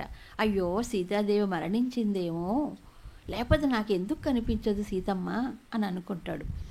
అయితే వీడు దుష్టుడు కదా, రావణాసుడు క్రూరుడు కదా, తనకి సీతాదేవి లొంగకపోతే అప్పుడు తను తాను రక్షించుకోవడానికి ఆవిడ అతన్ని నిరాకరించి ఉండొచ్చు, అప్పుడు వీడు చంపేసేయడేమో కోపంతో, ఆవేశంలో చంపుతారు కదా రాక్షసులు కోపంలో, తన కోరిక తీర్చకపోతే చంపేయడమే. ఇప్పుడు కూడా కనిపిస్తుంది కదా, అలాంటి రాక్షసులు కనిపిస్తూనే ఉన్నారు కదా. ఇష్టం ఉంటే వెంట పడతారు, ఒకవేళ అమ్మాయి ఒప్పుకోలేదో కిరోసిను యాసిడ్ పోసి చేసేస్తారు. ఇదంతా రాక్షసులే. అటు ఇటు ఉన్న రాక్షసీలు ఉన్నారు, రాక్షసులు ఉన్నారు రెండు పక్కల. సరే, ఈ తర్వాత మళ్ళీ ఇంకో మాట అనుకుంటాడు. ఈ చుట్టూ రాక్షస స్త్రీలు ఉన్నారు, వాళ్ళు భయంకరంగా ఉన్నారు. ఒక్కొక్కళ్ళు పొద్దున్న చూస్తే రాత్రి కల్లోకి వస్తారు. అలాంటి భయంకరమైన విచిత్రమైన రూపాలతో రాక్షస స్త్రీలు ఉంటే అప్పుడు ఈ సుకుమారం సీతాదేవి ఎప్పుడు అంతఃపురంలో తప్ప బయటకు వచ్చిందండి సీతమ్మ, రాలే. ఈ భయంకరమైన రూపాలు, మాటలు, చేష్టలు చూసేటప్పటికీ ఆవిడ భయపడి సీతమ్మ మరణించిందేమో, సుకుమారురాలు కదా మరణించిందేమో అనుకుంటాడు. మళ్ళీ తర్వాత ఇంకో ఆలోచన వచ్చింది. చూడండి, మనసు ఎవరికైనా ఒక పని చెయ్యాలనుకున్నప్పుడు అది సాధించకపోతే మధ్యలో ఆటంకాలు వచ్చినప్పుడు మనసు ఎవరికైనా అటు ఇటు పోతుంది కదా. ఆలోచిస్తున్నాడు, మరి ఇప్పుడు నేను సుగ్రీవుడి దగ్గరికి ఎలా పోవాలి? కార్యసాధన జరగలేదు కదా. సుగ్రీవుడు కూడా తీక్షణమైన దండన, ఏమిటి అంతే, శిరచ్ఛేదనమే. కాబట్టి ఇప్పుడు నేను అక్కడికి ఎలా పోవాలి? ఏ మొహం పెట్టుకొని పోవాలి? పైగా నేను లంకకు బయలుదేరే ముందు వానరులందరికీ ప్రతిజ్ఞ చేసి చెప్పొచ్చాను, ఏమిటి ఎలాగైనా కార్యాన్ని సాధించుకొస్తానని ప్రతిజ్ఞ చేశాని. ఇప్పుడు నేను తిరిగి వెళితే వాళ్ళందరూ నన్ను ఏం ఆంజనేయ, ఏం జరిగిందా, ఏమైనా జరిగిందా, జరగలేదా అని ప్రశ్నిస్తే నేనేం సమాధానం చెప్పగలి? నేను వెళ్ళడం లేట్ అయినా, ఒకవేళ జరగకపోయినా కార్యము వాళ్ళందరూ ప్రాయోపవేశం చేసి చచ్చిపోతారు, వానరులందరూ కూడా. నా వల్ల వీళ్ళందరూ చచ్చిపోతారు, నేను కార్యం సాధించలేదు కదా. పాపం ఇవన్నీ మనసులో బాధ కలిగిస్తున్నాయి స్వామికి. ఒక క్షణము బాధపడ్డాడు, బాగా బాధపడిన తర్వాత మళ్ళీ తనలో తానే పుంజుకోవాలి. ఎవ్వరూ మనకి ఇక్కడ పంపు కొట్టే వాళ్ళు ఉండరు. ఇది గుర్తుపెట్టుకోండి, ఎవరైనా జీవితంలో ఇంతే, ఎవరి పరిస్థితి అయినా తనకు తానే పుష్ చేసుకోవాలి, తనకు తానే బలాన్ని పెంచుకోవాలి, తనకు తానే శక్తిని పెంచుకోవాలి. ఎప్పుడు ఇంకోళ్ళ మీద ఆధారపడితే జరిగేది కాదు పనులు. చూడండి, అందుకే ఇవన్నీ మనం చదువుకుంటే అర్థమవుతుంది. బాధపడ్డాడు, ఆలోచించాడు, ఏం చేయాలి ఇప్పుడు, దిక్కు తోచట్లేదు. మళ్ళీ ఒక్కసారి అన్ని దులిపేసుకొని పక్కకు నెట్టేసి ఇలా అనుకున్నారు. అనిర్వేద శ్రియో మూలం అనిర్వేద పరం సుఖం అనిర్వేదో హి సతతం సర్వార్థేషు ప్రవర్తకః. ఇది చాలా ముఖ్యం. అనిర్వేద స్త్రియో మూలం అనిర్వేద, నిర్వేదం పడకపోవడం, దిగులు పడకుండా ఉండటం. తెలుగులో చెప్పాలంటే దిగులు పడకుండా ఉండటమే శ్రియం, అంటే అభివృద్ధికి మూలం. ఈ అనిర్వేదం అంటే దిగులు చెందకుండా ఉండటమే పరం సుఖం, సుఖాన్ని ఇస్తుంది. కాబట్టి సతతం ఎల్లప్పుడూ కూడా మనిషి ఏం చేయాలి? సర్వార్థేషు, ఏ పని అయినా, ఏ పని సాధించాలన్నా అనిర్వేదం, దిగులు పెట్టుకోకుండా ఉండదు. ఎప్పుడైనా సరే దిగులు పడ్డామో మన శక్తి అంతా పీల్చేస్తుంది, తర్వాత ఏమీ ఆలోచనలు రావు, బ్లాక్ అయిపోతాయి అక్కడ. అది గుర్తుపెట్టుకోవాలి. మరి ఏం చేయాలి? దిగులకు అవకాశం ఇవ్వద్దు. వస్తుంది, అలాంటి మూడ్స్ వస్తాయి ఎవరికైనా. కానీ ఆంజనేయ స్వామి ఏం చేశాడు? పక్కకు నెట్టేసి మళ్ళీ తనకు తానే ఉత్సాహాన్ని, ధైర్యాన్ని తెచ్చుకుంటున్నాడు. ఇది మానవుడు చేయాల్సినటువంటి పని. ఎవరికైనా వస్తాయి ఇలాంటి పరిస్థితులు. ఆంజనేయ స్వామికి రంది, మనం ఎంతటి వాళ్ళ, అవునా?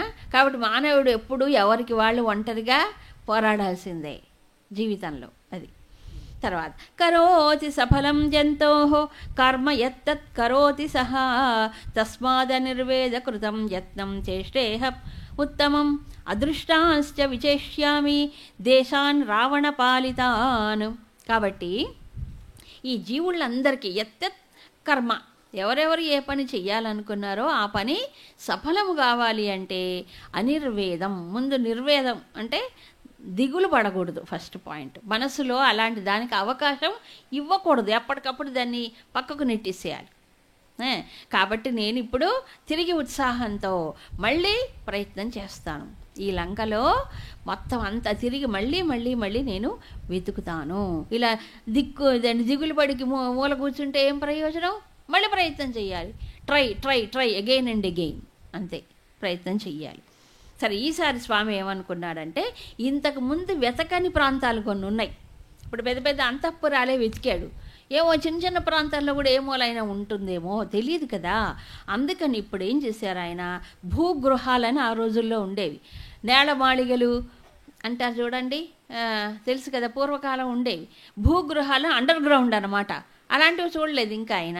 అలాంటివి పెద్ద పెద్ద నిర్మాణములు, తర్వాత ఇలాంటివి చిన్న చిన్న ఇళ్ళు అన్నీ ఒక్కటి కూడా వదిలిపెట్టకుండా మాటిమాటికి అన్నీ తిరిగి తిరిగి తిరిగి 4 అంగుళముల ప్రదేశము కూడా మిగలకుండా వెతకడం మొదలుపెట్టాడు. అంత థరో సర్చ్ మళ్ళీ చేశారు. చేసి చేసి చేసి ఎంత చేసినా ఆ సీతమ్మ కనిపించలా. ఇప్పుడు మూడోసారి 2 సార్లు అయిపోయింది, 3వ రౌండ్. అప్పుడు మళ్ళీ ఆయనకి కాస్త నిరుత్సాహం కలిగింది. ఇవన్నీ ఏంటంటే అప్స్ అండ్ డౌన్స్ ఉంటాయి. ఒక పని చేసేటప్పుడు, ప్రయత్నం చేసేటప్పుడు వెంటనే మనకి రిజల్ట్ కనిపించదు, అవునా కాదా? ముందు నెగిటివే వస్తుంది అంతా. నెగిటివ్ వచ్చినా రిజల్ట్ కనిపించకపోయినా నిరుత్సాహపడితే మాత్రం ప్రయోజనం ఏముందండి? అందుకని ఏం చేయాలి? మళ్ళీ మళ్ళీ ప్రయత్నం చేయాల్సిందే. సరే, ఏం చేయాలి? మళ్ళీ ఆలోచించడం కానీ మళ్ళీ నిరుత్సాహం కలిగింది, మళ్ళీ ఉత్సాహంగా మళ్ళీ అంతే తనకు తానే. ఈలోపు మళ్ళీ ఆలోచించాడు. ఏమనంటే, అవును, అక్కడ సముద్రాన్ని లంఘనం చేసే ముందు జటాయువు అన్న గుర్తుందా, సంపాతి. ఆ సంపాతి చెప్పాడు స్పష్టంగా, ఏమని? సీతాదేవి లంకలోనే ఉంది, రావణాసురుడు ఎత్తుకు వెళ్ళాడనే సంగతి సంపాతి చెప్పాడు. మరి సంపాతి మాట అబద్ధం కాదు కదా, ఈవిడ లంకలోనే ఉండాలి సీతమ్మ. అయితే సంపాతి రావణాసురుడు గగన మార్గంలో, ఆకాశ మార్గంలో ఎత్తుకొచ్చేటప్పుడు చూశాడు కదా, బహుశా వేగంగా రావణాసురుడు పరిగెత్తుకుంటూ వేగంగా వస్తున్నాడు కదా, ఆ వచ్చేటప్పుడు ఏమన్నా సీతాదేవి సముద్రంలో జారి పడిపోయిందేమో రకరకాలు ఆలోచిస్తున్నాడు. లేకపోతే ఆమె ఆ పైన ఎత్తుగా ఉంది, కింద సముద్రాన్ని చూసి ఆవిడకి కళ్ళు తిరిగి పడిపోయిందేమో, రకరకాల ఆలోచనలు వస్తూ ఉన్నాయి. ఇలా పెనుగులాడుతూ ఉన్నప్పుడు పడిపోయిందేమో కింద సముద్రంలో. లేక ఈ రావణాసురుడు ఉన్నాడుగా, దుష్టుడు వాడు, తనకి ఎవరు దగ్గర లేరుగా సీతమ్మకి ఇప్పుడు. అందుకని దీనురాలై తన్ని తాను రక్షించుకోవడానికి ప్రయత్నిస్తున్నప్పుడు ఆమె లొంగకపోతే వీడు చంపి తినేసాడేమో. రాక్షసులు కదా తింటారు, తినేసాడేమో. మళ్ళీ ఆలోచన, కాదు వీడు మోహించాడు కదా, మోహించేవాడు తినడు, వాడు కామిస్తాడు కానీ తినడు కదా అని మళ్ళీ అనుకున్నాడు. అనుకుని లేదులే, ఈ చుట్టూ ఉండే రాక్షస స్త్రీలు ఉన్నారు కదా, ఈ సీతాదేవి చాలా అతిలోక సౌందర్యవతి, ఈవెన్ చూసి వాళ్ళకి అసూయ కలిగిందేమో, వాళ్ళందరూ చంపేశారేమో, మాకు పోటీ వచ్చింది కదా, ఈ బోల్డ్ మంది స్త్రీలు ఉన్నారు కదా ఆయన భార్య అని మళ్ళీ అనుకున్నారు. లేక ఆ సీతాదేవి దీనురాలై సంపూర్ణ చంద్రప్రతిమం పద్మపత్ర నివేక్షణం రామస్య ధ్యాయతి వక్త్రం పంచత్వం కృపణాగత. ఆ రామ వియోగంలో రాముణ్ణి తలచి దుఃఖంతో రాముణ్ణి ధ్యానిస్తూ ఆ విరహ బాధతో మరణించిందేమో అని మళ్ళీ ఆలోచించాడు. అయ్యయ్యో, ఆ సీతాదేవి పాపం రామా రామ అని రాముణ్ణి, లక్ష్మణుణ్ణి, అయోధ్యని అందరినీ తలుచుకుంటూ ప్రాణాలు వదిలిందేమో అని అనుకున్నాడు. అయినా నిజంగా సీతమ్మ మరణించి ఉంటే ఇప్పుడు ఈ వార్తని నేను రాముడికి వెళ్ళి చెప్పకూడదు, చెప్తే చాలా విపరీతమైనటువంటి పరిణామాలుకి దారితీస్తుంది. చెప్పకపోతే ఒక దోషం, ఎందుకు నేను దూతగా వచ్చాను, ఏం జరిగిందో వెళ్ళి రిపోర్ట్ చేయాలి కదా, కాబట్టి దూత కార్యం విఘాతం కలిగినట్టే చెప్పకపోతే. ఒకవేళ చెప్పాను అనుకోండి, ఇంకా పరిస్థితి విషమంగా తయారైపోతుంది. ఏమైపోతుందట, శ్రీరామచంద్రుడు అప్పుడు నేను కిష్కిందకి వెళ్ళి అడిగితే అప్పుడు శ్రీరాముడు సీత కనిపించలేదు, సీత లేదని చెప్పగానే రాముడికి సీత పైన ఎంతో ప్రాణ సమానరాయన సీత లేదు, మరణించింది అనగానే రాముడు కూడా ప్రాణం వదిలేస్తాడు వెంటనే ఆ బాధలో. రాముడు ప్రాణాలు వదిలేస్తే లక్ష్మణుడు ఆయన నిలుస్తాడు, ఆయన వదిలేస్తాడు. రామలక్ష్మణులు ఇద్దరు వదిలేస్తే అక్కడ అయోధ్యలో ఉండే భరత శత్రుఘ్నులు ఇద్దరు ప్రాణాలు వదిలేస్తారు. వాళ్ళ తల్లులు కౌసల్య, సుమిత్ర, కైకేయి వాళ్ళు మరణిస్తారు. ఇలా మొత్తం లంక, అయోధ్య నగరం యావత్తు దుఃఖంలో మునిగిపోతుంది. అవునా కాదా? సుగ్రీవుడు మాత్రం సుఖంగా ఉంటాడని రాజుగారు, వానరరాజు ఆయన, ఇలా అందరికీ దుఃఖం కలుగుతుంది కదా. ఈ సీతాదేవి ఇక్కడ నాకు కనిపించలేదు, మరణించిందని చెప్తే అయ్యో బాబోయ్ ఇలాంటి విపరీతమైన పరిణామాలు కలుగుతాయి, కాబట్టి నేను చెప్పకుండా ఉండడమే మంచిది. నేను కిష్కిందకి వెళ్ళను, నేను నా ముఖం చూపించలేను మా రాజుగారికి కానీ శ్రీరామచంద్రుడికి కానీ అనుకుంటాడు. ఏం చేయాలి ఇప్పుడు నేను? ఇంత పెద్ద కార్యక్రమం పెట్టుకొని వచ్చాడు ఆయన, ఇప్పుడు ఏమి జరిగేటట్టు లేదు. అందుకని సరే వెళ్ళతే ఒకటి, వెళ్ళకపోతే ఒకటిగా, వెళ్ళకపోతేనే మంచిది అనుకున్నాడు తాత్కాలికంగా. అందుకని నేను లంకకి, అయోధ్యకు వెళ్లకుండా, లేకపోతే ఇక్కడికి కిష్కిందకి వెళ్లకుండా ఈ లంకా నగరాల్లోనే సముద్రం దగ్గర ఏవో చాలా చాలా అరణ్యాలు ఉన్నాయి కదా, అడవుల్లో నేను వానప్రస్థుడిగా ఉంటాను అనుకున్నాడు. అంటే కందమూల ఫలాలు తింటూ ఏదో తపస్సు చేసుకుంటూ ఉంటాను, ఎందుకులే అనుకున్నాడు. మళ్ళీ రెండో ఆలోచన వచ్చింది. సీతమ్మని వెతకకుండా, రాముడి కార్యం సాధించకుండా, నేను ఇంత ప్రతిజ్ఞ చేసి జంబాలు బరికి వచ్చాను, పని సాధించకుండా ఈ బతికి ఎందుకు దండగమారు బతుకు అనుకున్నాడు. మళ్ళీ అది కొనిచి నేను ఇంక బతకకూడదు, చితి అగ్ని పేర్చుకొని అగ్నిలో ఆహుతి చేసుకుంటాను అనుకున్నాడు. అంత బాధ వేసింది ఆయనకి. చూసారా, మనస్సు ఎవరికైనా అలాంటి బాధ కలుగుతుంది. ఎందుకు? అంత పెద్ద లక్ష్యం పెట్టుకున్నాడు, చేయలేకపోయానే బాధ, చచ్చిపోవాలనిపించింది. ఎందుకు? ఈ కార్యం, ఈ దేహం ఉపయోగపడలేదు కదా. మళ్ళీ అనుకున్నాడు, ఆలోచించాడు. వెంటనే ఇంకో ఆలోచన వచ్చింది. వినాశే బహవో దోషాః జీవన్ భద్రాణి పశ్యతి తస్మాత్ ప్రాణాం ధరిష్యామి ధ్రువో జీవిత సంగమః. ఇది గుర్తుపెట్టుకోవాలి. వినాశే బహవో దోష అంటే మరణించటం వల్ల ఎక్కువ దోషాలు కలుగుతాయి, బలవంతంగా మరణిస్తాయి. సహజమైన మరణం కాదు, బలవంతంగా చచ్చిపోవడం, ఎక్కువ దోషాలు కలుగుతాయి. బతికుంటే భద్రాన్ని పశ్యతి, ఏమో ఎప్పటికైనా మంచి రోజులు రాకపోతాయా, మంగళం కలగకపోతుందా, ఎలాగైనా సరే నా ప్రాణాలు నిలబెట్టుకుంటాను. నిలబెట్టుకుంటే ఎప్పుడో ఒకప్పుడు సీతను చూడలేకపోతానా, రాముడికి అప్పగించలేకపోతానా, ఎందుకు చచ్చిపోవడం? చచ్చిపోవద్దు. చూసారా, ఇలాంటి మూడ్స్ వస్తాయి. ఆంజనేయ స్వామి అంత గొప్పవాడు, బుద్ధిర్బలం యశో ధైర్యం అని చెప్తారే, మరి స్వామికి కూడా ఇలాంటి మూడ్స్ వచ్చాయి. మరి మనం ఎంతటి వాళ్ళం చెప్పండి. కాబట్టి ఊరి కథ చెప్పుకోపోకూడదు, ఇలాంటివి చదువుకోవాలి. ఎంత బాధ కలిగినా, ఎంత చచ్చిపోవాలనిపించినా మళ్ళీ పుంజుకున్నాడా లేదా శక్తిని? అవునా? ధైర్యాన్ని తెచ్చుకున్నాడా లేదా? మళ్ళీ ప్రయత్నం చేశాడా లేదా? అంతే, ఎవరైనా అంతే చెయ్యాల్సిందే, తప్పదు.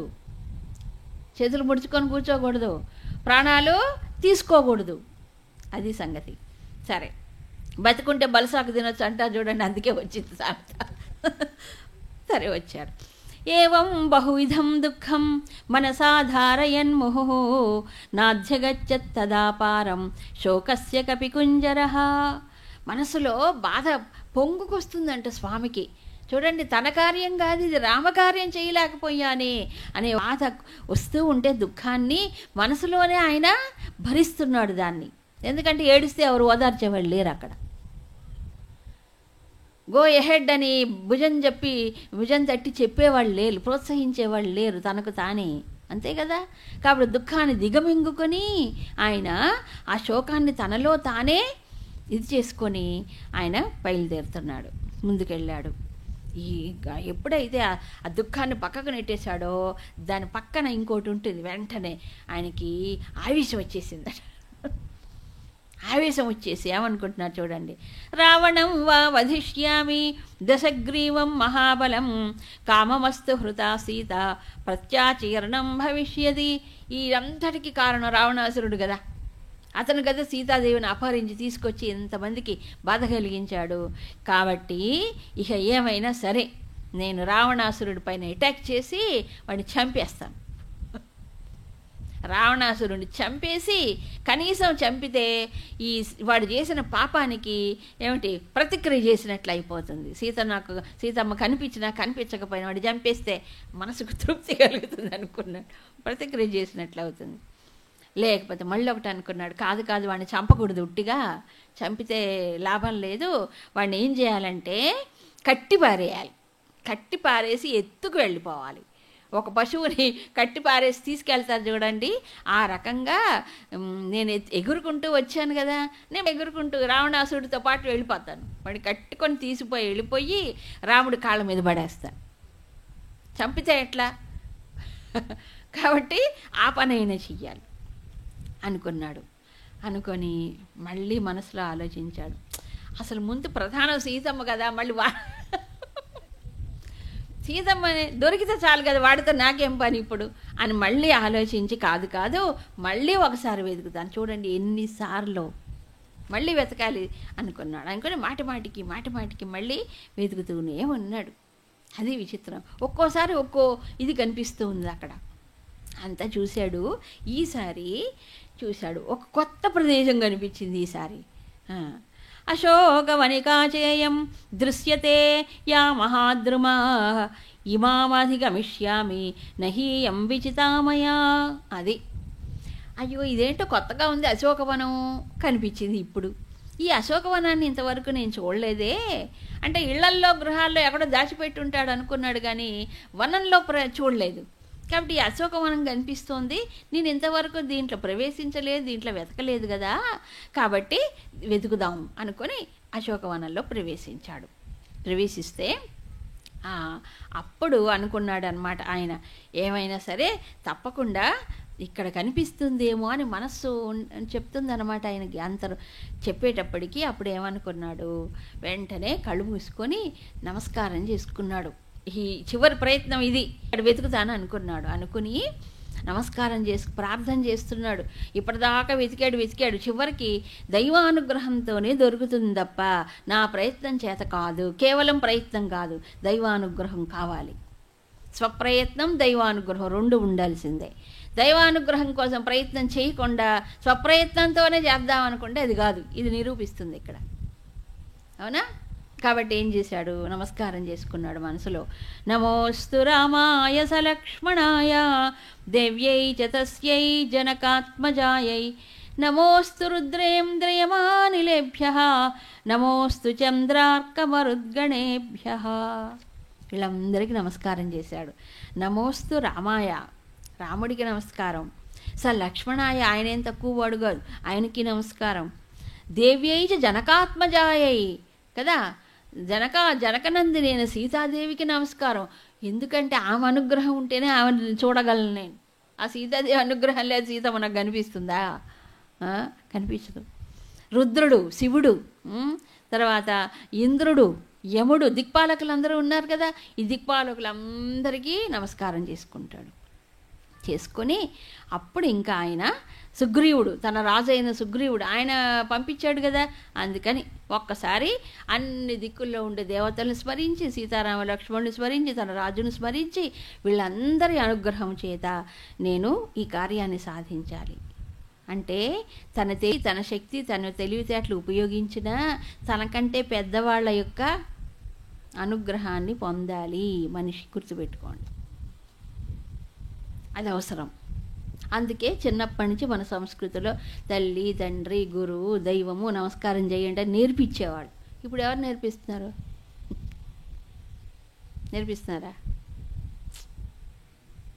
నేర్పించట్లే ఎవరు. వాళ్ళకి ఎలా వస్తాయి సంస్కారాలు చెప్పండి?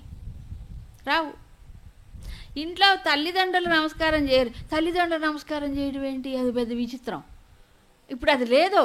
హాయ్ మ్యామ్, హాయ్ డాడ్ వచ్చేటప్పుడు నమస్కారం ఎక్కడ చేస్తారు? హాయ్ హూయే సరిపోయి నమస్కారం. ఆ భావన ఎక్కడి నుంచి వస్తుంది చెప్పండి?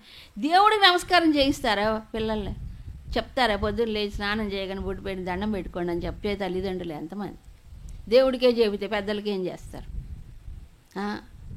అందుకని ఆంజనేయ స్వామి అంతటి వాడు ఎంత శక్తిశాలి, ఎంత ధైర్యవంతుడు, ఎంత బుద్ధిశాలి. మరి ఇలాంటి పరిస్థితులు వచ్చినప్పుడు ఆయన ఏం చేశాడు? కేవలం నా ప్రయత్నం కాదు, నాకంటే పెద్దలు వాళ్ళ అనుగ్రహం ఉంటేనే నేను ఇది సాధించగలను అనుకొని నమస్కారం చేశారు. చేసుకుని ఇహ బయలుదేరాడు. ఏది అశోకవనంలో ప్రవేశించడానికి. అశోకవనం ఎంతో మంచి సుందరమైనటువంటి వనం. అయితే విచిత్రం ఏంటంటే అశోకవనంలో ప్రవేశించేటప్పటికి ఇంకా చిన్నగా అయిపోయాట స్వామి.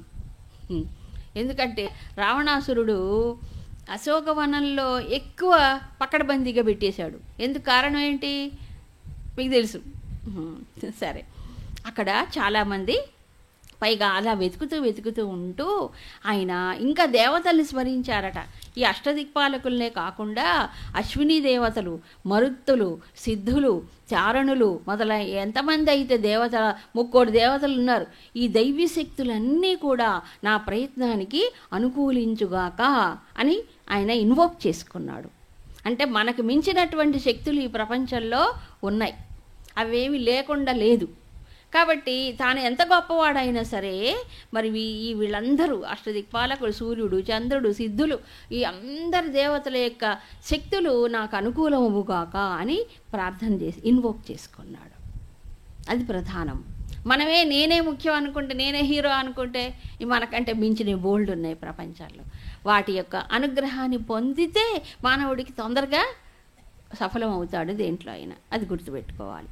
సరే, అలా చేస్తూ ఆయన ఆలోచించాడు. మళ్ళీ సీతాదేవిని తలుచుకున్నాడు. సీత చూడలేదు సీతమ్మని, కానీ మనసులో ఆయనకు ఒక పిక్చర్ ఉంది. ఆ సీతమ్మని తలుచుకొని ఆ సీతమ్మని ఎప్పుడు చూస్తానో అనుకొని బయలుదేరాడు. ఇంతలో చాలా అందమైనటువంటి వనం. ఆయన ఆ చెట్టు ఈ చెట్టు ఎగిరి ఆ కొమ్మ ఈ కొమ్మ పైన దూకి చేసేటప్పటికి కొంచెం అటు ఇటు వనం అంతా ఇదైపోయిందనమాట. ఆ కొమ్మలు ఊగిపోయి నేలపైన పడటం అదంతా జరిగింది. ఇలా చూసేటప్పటికి అక్కడ ఒక చక్కని ఏంటంటారు, కొలను అంటారు చూడండి, సరస్సు, ఒక అందమైన సరస్సు, చుట్టూ చెట్లు, చాలా రమ్యమైనటువంటి ఒక ప్రదేశం. పెద్దది అశోకవనం, దాంట్లో ఒకటి ఉంది. చూసేటప్పటికి ఎందుకో అక్కడికి వెళ్ళిపోగానే ఆయన మనసులో ఒక భావన మిదిలిందట స్వామివారికి, ఆంజనేయ స్వామివారికి.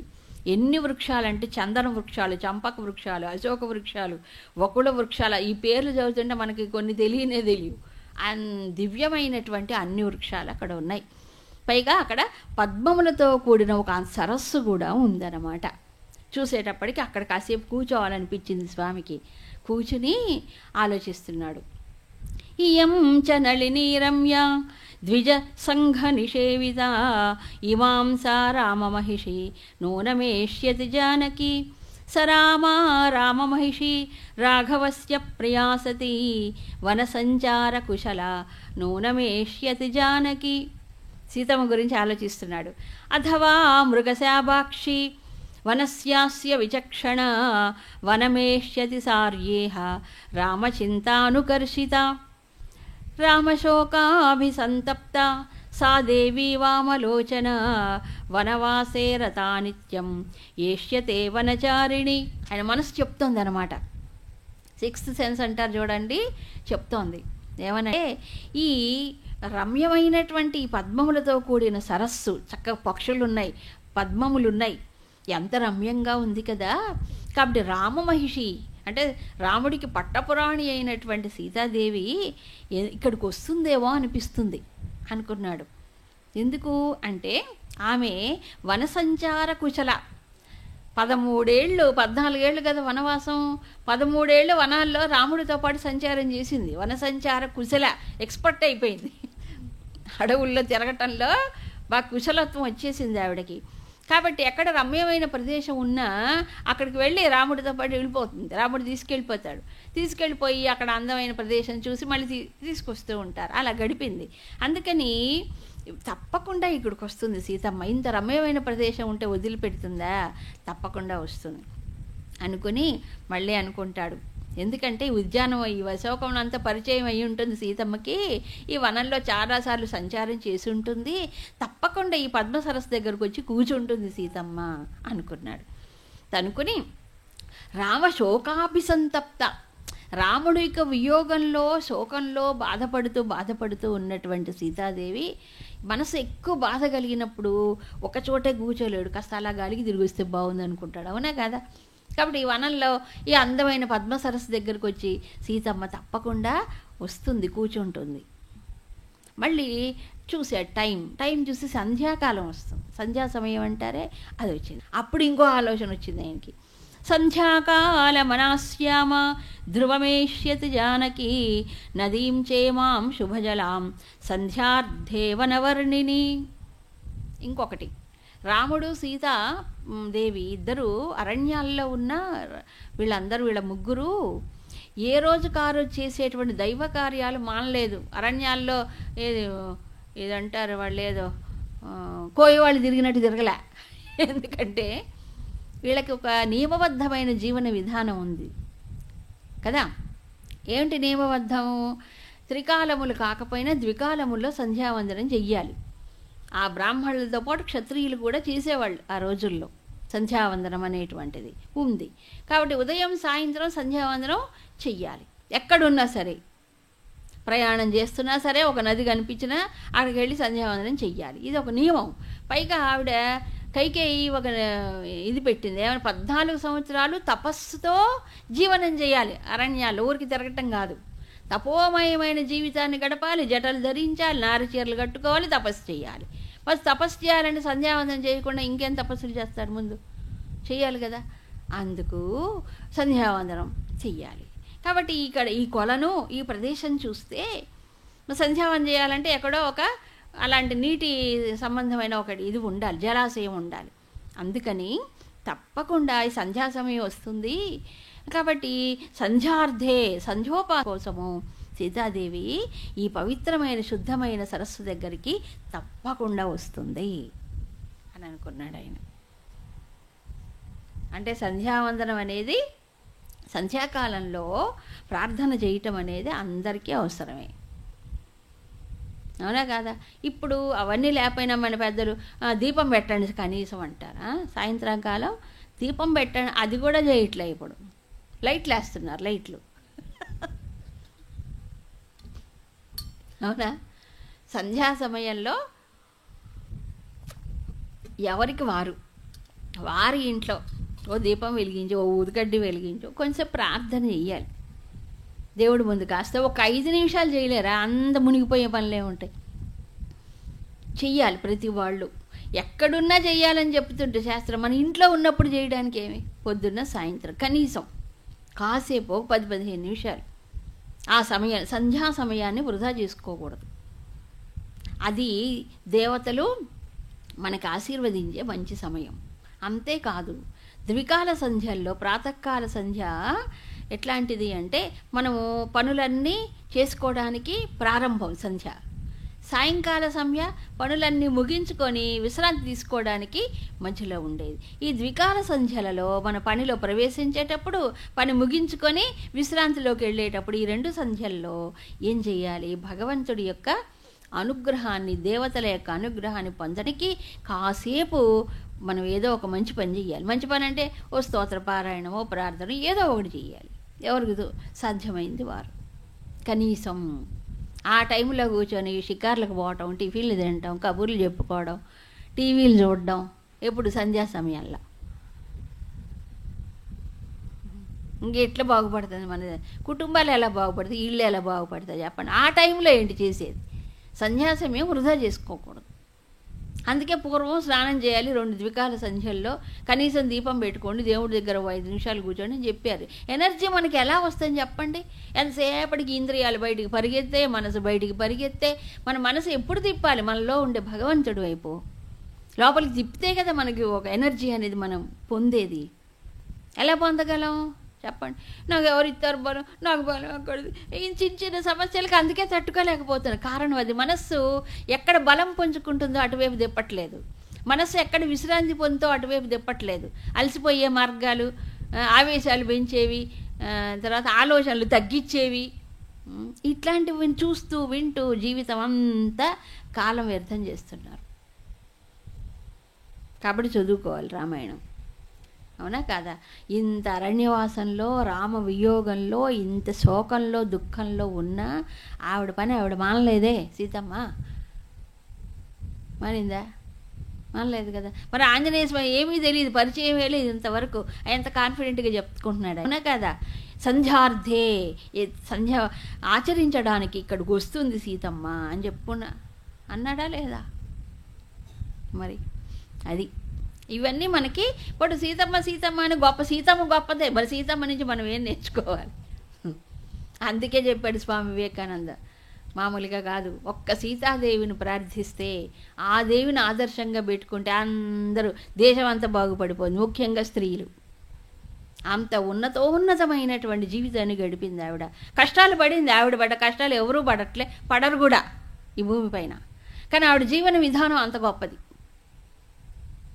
కాబట్టి సుఖంగా జీవించడమే జీవితం కాదండి, గుర్తుపెట్టుకోవాలి. కష్టాల్లో కూడా తన ధర్మం ఏదో, తాను చేయవలసింది ఏదో అది మానకూడదు. అది నిలబెడుతుంది మనిషిని శాశ్వతంగా. నువ్వు ఎంత సుఖం అనిపిస్తే ఎవడికి ఏంటట, నేను ఎంత ఎంజాయ్ చేస్తే ఎవడికి ఏంటట, అది ఎవరికి ఏం పట్టదు. నువ్వు ఎలా జీవించావో ఇతరులు అది అందరికీ ఆదర్శం. అవునా? అందుకు రామాయణం చదువుకోవాలి. సరే, ఇలా స్వామి ఆలోచిస్తూ ఉన్నారు. ఆలోచిస్తూ ఉంటే ఇహ అక్కడే చెట్ల పైన కూర్చున్నాడు. ఇంతలో సీతాదేవి ఉంది అక్కడ.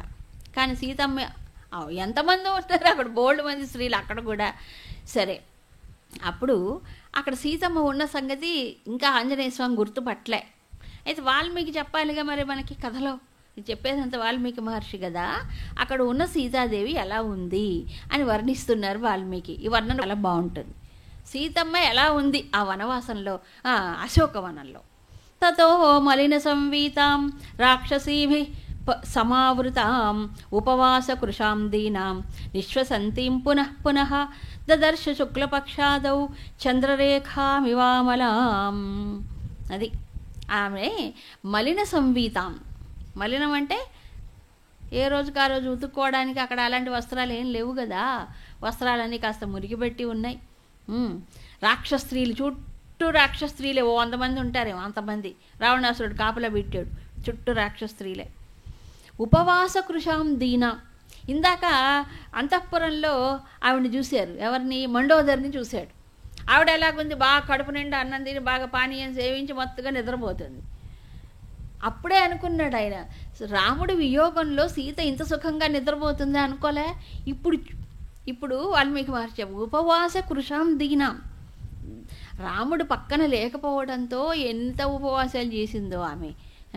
అసలు ఏం ఆహారం తినదో ఎవరికి తెలుసండి? తెలీదు. దీనురాలై నిశ్వసంతి, మాటిమాటికి నిట్టూర్పులు విడుస్తూ, బాధలో నిట్టూర్పులు విడుస్తూ ఉన్నదట. అయితే ముఖములో కాంతి మాత్రం తగ్గలేదు. శుక్లపక్షాదవు చంద్రరేఖామివ అంటారు, ఆ వర్ణంలో ఉంది. చంద్రరేఖ ఎలాగుంటుంది? సన్నగా ఉంది. సీతాదేవి కూడా ఇప్పుడు కృషించిపోయి సన్నగా ఉందట. కానీ చంద్రుడే, రేఖ ఏమైనా. పైకి శుక్లపక్షాదవు అంటారు. శుక్లపక్షాదవు అంటే ఏంటి? శుక్లపక్షం ప్రారంభంలో చంద్రుడు ఎలా ఉంటాడు? ఇలా ఉంటాడు. తర్వాత పూర్ణ చంద్రుడు అవుతాడు. అలాగే రామచంద్రుడు దర్శనం లేదు కాబట్టి సీతాదేవి ఎప్పుడు సన్నగా అయిపోయిందట, కృషించి దీనురాలై. ఆ రామచంద్రుడు తలుచుకోవటంలో మాత్రమే ఆవిడ జీవించి ఉంది, రామస్మరణతో జీవించి ఉంది, అంతే. ఇంకా మనసులో రాముడు ఉన్నట్టు కాబట్టి ఆవిడ జీవించి ఉన్నదట. సరే, తర్వాత మంద ప్రఖ్యాయమానేన రూపేణ రుచిర ప్రభాం పినద్ధాం ధూమజాలేన శిఖామివ విభావసోహో. విభావసుడు అంటే అగ్నిదేవుడు, అగ్ని. అయితే ఆమె చాలా దివ్యమైన రూపం అయినప్పటికీ ఇప్పుడు కృషించిపోయి ఉంది కదా, అందుకని స్పష్టంగా ఆమె రూపము కనిపించట్లేదట. ఎలాగంటే పొగ చేత అగ్ని కప్పివేయబడ్డట్టుగా ఆమె తేజస్సు కానీ సౌందర్యం కానీ వ్యక్తం కావట్లేదు. కానీ అగ్నే, గుర్తుపెట్టుకోండి. నివురుగా నిప్పు అంటారు చూడండి, అగ్ని లాంటి తేజస్సే, కానీ ఇప్పుడు కనిపించట్లేదు. అది దీనురాలై ఉంది కాబట్టి సీతాదేవి.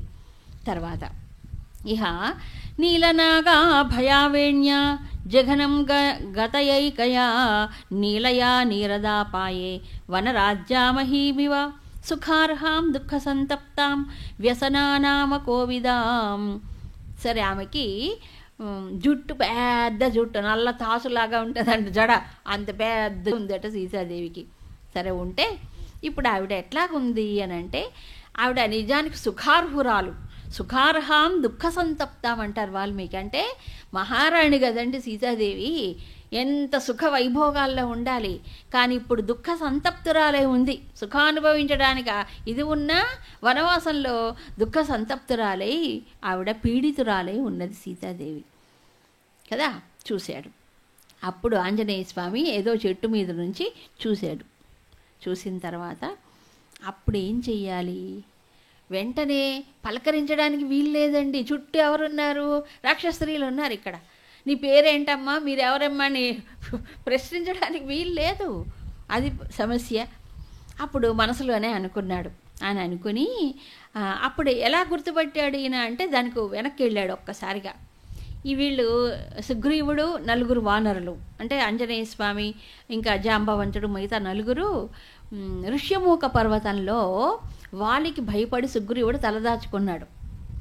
ఈ నలుగురు వానరులతో సుగ్రీవుడు ఉన్నాడు వాలికి భయపడి. ఆ సమయంలో రావణాసురుడు అరణ్యంలో ఉన్నటువంటి ఒంటరిగాసి ఉన్న సీతాదేవిని గగన మార్గంలో ఎత్తుకుపోతున్నాడు. ఎత్తుకుపోతూ ఉన్నప్పుడు సీతాదేవి ఆర్తితో కేకలేసింది. రామా రామా లక్ష్మణ లక్ష్మణ అంటూ కేకలేసింది దుఃఖంతో. అలా ఆర్తిగా దుఃఖంతో కేకలేస్తున్నప్పుడు అయ్యో ఎవరో స్త్రీ ఆర్తనాదం చేస్తుందే, వీడు ఎవడెత్తుకుపోతున్నాడని అప్పుడు అనుకున్నారు వీళ్ళు. సాధారణంగా జరిగేది అదే కదా. సరే ఆర్తనాదం వినిపించింది, చూశారు. ఎవరు స్త్రీని ఎత్తుకుపోతున్నాడు వాడు, చూశారు వాళ్ళు. అప్పుడు సీతాదేవి ఏం చేసింది అని అంటే తర్వాత కథలో వస్తుంది. ఆమె గబగబా ఇక్కడ ఎవరో నలుగురు వ్యక్తులు తిరుగుతున్నారు అని చెప్పి చూసి తన ఆభరణాలు గబగబా తీసేసి ఆ ఉత్తరీయంలో ఒక ఇది ఉంటుంది కదా, తీసి దాంట్లో చుట్టి కింద పడేసింది. అప్పుడు చూశారు వీళ్ళు. సో ఆ మూట వీళ్ళ చేతిలో పడింది. అప్పుడు అది సంగతి అన్నమాట. అది గుర్తు. ఇప్పుడు అనుకున్నాడు, ఓ ఆ రోజు ఆ రాక్షసుడు ఎత్తుకుపోయాడే వాడు. ఆ ఎత్తుకుపోతూ ఉన్నప్పుడు ఇక్కడి నుంచి కింద నుంచి పైకి చూశాడు ఆంజనేయ స్వామి. ఇక్కడ కొండ మీద ఉన్న ఋష్యమూక పర్వతం పైన ఉన్నాడు కదా, కాబట్టి కొంచెం దగ్గరలో కనిపిస్తాడు వాడు ఎత్తుకుపోతున్నప్పుడు. చూస్తే ఆ స్త్రీ ఈ స్త్రీ ఒక రకంగానే ఉంది అనుకున్నాడు. వెంటనే గుర్తొచ్చింది ఆయనకి. సరే ఆ తర్వాత ఇయం ఇష్టాం సర్వస్య జగతః పూర్ణచంద్ర ప్రభామివ భూమౌ సుతనుమాసీనాం నియతామివ తాపసీం. ఈమె మంచి ఏమంటే నియతామివ తాపసీం. సీతాదేవి ఎవరు? ఇప్పుడు తపస్సు చేసుకుండే స్త్రీ. వనవాసంలో ఏం చేశారు వీళ్ళు? తపస్సులు చేశారు. రావణాసురుడు అపహరించినా రామ దుఃఖంలో వియోగ దుఃఖంలో ఉన్నా ఆవిడ తపస్సు చేస్తుంది అక్కడ కూర్చొని కూడా. కేవలం దుఃఖంలో లేదు, తపస్సు చేస్తుంది. మనం ఏం చేస్తాం? బాధ కలిగితే దుఃఖిస్తూ కూర్చుంటాం. కానీ సీతమ్మ తపస్సు చేస్తోంది.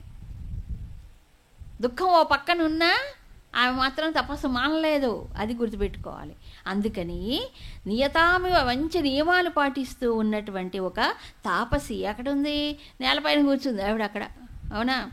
చూస్తుంటే అలా అనిపించింది ఈయనకి. ఇష్టాం సర్వస్య జగత అంటారు ఇక్కడ వాల్మీకి. అంటే జగత్తుకి అందరికీ ఇష్టమైనటువంటి వాడెవరు? పూర్ణ చంద్రుడు. చంద్రుడిని చూస్తే ఇష్టం లేని వాళ్ళు ఎవరైనా ఉంటారా? అలాగా ఉందట సీతాదేవి ఇప్పుడు. అంటే చంద్రముఖి, అందరికీ ఇష్టురాలుగా ఉన్నదట సీత. సరే ఇక ప్రస్తుతం ఆవిడ పాతివ్రత్య మహిమ కానీ సౌందర్యము కానీ తేజస్సు కానీ వ్యక్తం కావట్లేదు. ఎందుకు? దుఃఖంలో కృషించి దీనురువాలుగా ఒంటరిగా ఉంది కాబట్టి. సరే అందుకని వాల్మీకి మహర్షి వర్ణిస్తూ ఉంటారు. ఎలా ఉంది అంటే స్మరణ శక్తి, మంచి జ్ఞాపక శక్తి ఉందనుకోండి. ఒక్కొక్కసారి మనిషికి సందేహం కలిగినప్పుడు ఆ జ్ఞాపక శక్తి కూడా స్మరణ శక్తి కూడా తగ్గిపోతుంది సందేహం వస్తే. ఆ రకంగా ఉందట ఈవిడ. ఇలా సీతమ్మని మరి వర్ణిస్తూ ఒక మాట అంటాడు. దుఃఖేన బుబుధే సీతాం హనుమాన్ అనలంకృతాం సంస్కారేణ యథాహీనాం వాచమర్ధాంతరంగతాం. ఇప్పుడు సీత ఎలా కనిపిస్తుంది అంటే చాలా ఎగ్జాంపుల్స్ ఇచ్చారు వాల్మీకి. అందులో ఒక విషయం, హనుమంతురాలు చూశారు సీతని హంతుడు. అండ్ అనలంకృతాం, ప్రత్యేకమైన అలంకారాలు లేవు. దుఃఖంలో కృంగి కృషించి ఉందట. ఆ సీత ఎలాగ ఉంది అంటే వాచం అర్ధాంతరంగతాం, సంస్కారము లేనటువంటి వాక్కు, అంటే వాక్కుకి సంస్కారం లేదనుకోండి. ఒక మాట చెప్పాలనుకున్నాడు, కానీ సంస్కారం లేకపోతే ఏమవుతుంది, వాక్కు ఎక్స్ప్రెషన్ సరిగ్గా ఉండదు. ఒకటి చెప్పబోయి ఇంకోటి అంటుంటాడు, వాడికి ఇంకోటి, వినేవాడికి ఇంకోటి అర్థమైపోతుంది. చెప్పాలనుకున్నది ఒకటి, చెప్పడానికి సరైన వాక్కు లేదు, ఇంకో రకంగా చెప్తే అవతల వాళ్ళకి ఇంకోటి అర్థమైపోతుంది. కాబట్టి సంస్కారరహితమైన వాక్కు ఎలా అయితే అర్థం కాదో ఒకటి ఇంకోలాగా అర్థమవుతుందో, కన్ఫ్యూజన్, అవునా, అట్లాగా కనిపిస్తుందట. అంటే ఇండైరెక్ట్గా వాల్మీకి బోల్డ్ సూచనలు ఇచ్చారు ఈ శ్లోకాలన్నిట్లో. అంటే సంస్కారంతో కూడిన వాక్కు మనిషికి ఏమవుతుంది, తనకి ఇంకోళ్ళకి ఉపయోగకరంగా ఉంటుంది. సంస్కారం లేని వాక్కు అయితే తనకి కష్టమే, ఇంకోళ్ళకి కష్టమే. పైగా ఆంజనేయ స్వామి విషయం చూస్తే గొప్ప వాక్ సంపన్నుడు ఆయన, అవునా కాదా, మహా గొప్ప. ఇది శబ్దరాజాయ విద్మహే అంటారు, అందుకే ఆయన నవ వ్యాకరణములు చదువుకుంటాడు, కిష్కింధకాండలో వస్తుంది ఇదంతా. అందుకే ఇప్పుడు ఈ రకంగా వర్ణించారు. మరి వాక్కుకి ఎంత ప్రాధాన్యత ఉందో జీవితంలో చెప్తున్నాడు. ఎందుకంటే మన ఇప్పుడు ఈ రోజుల్లో కమ్యూనికేషన్ స్కిల్స్, పెద్ద పెద్ద వర్క్షాపులు పెడతారు, కమ్యూనికేషన్ స్కిల్స్ నేర్పిస్తారు. రామాయణం చదివే చాలు. నిజం. ఎందుకంటే చిన్నప్పటి నుంచి ఈ వాక్కుకి ఒక శిక్షణ ఇవ్వాలట, చిన్నప్పుడే ఇవ్వాలి శిక్షణ, అవునా కాదా.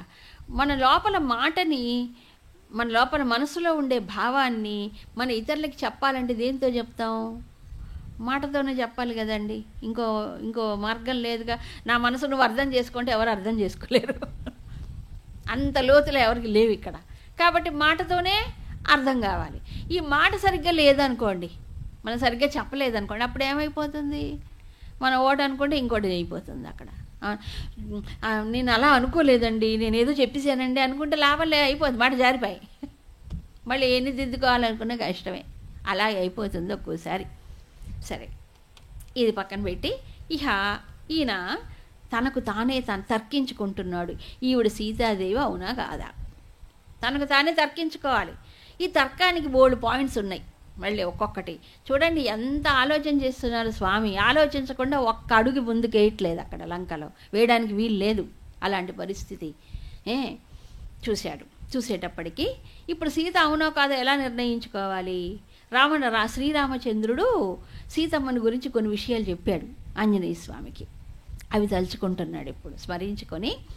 వైదేహ్యాయాని చాంగేషు తదా రామోన్వకీర్తయత్ తాన్యాభరణజాలాని గాత్రశోభీన్యలక్షయత్.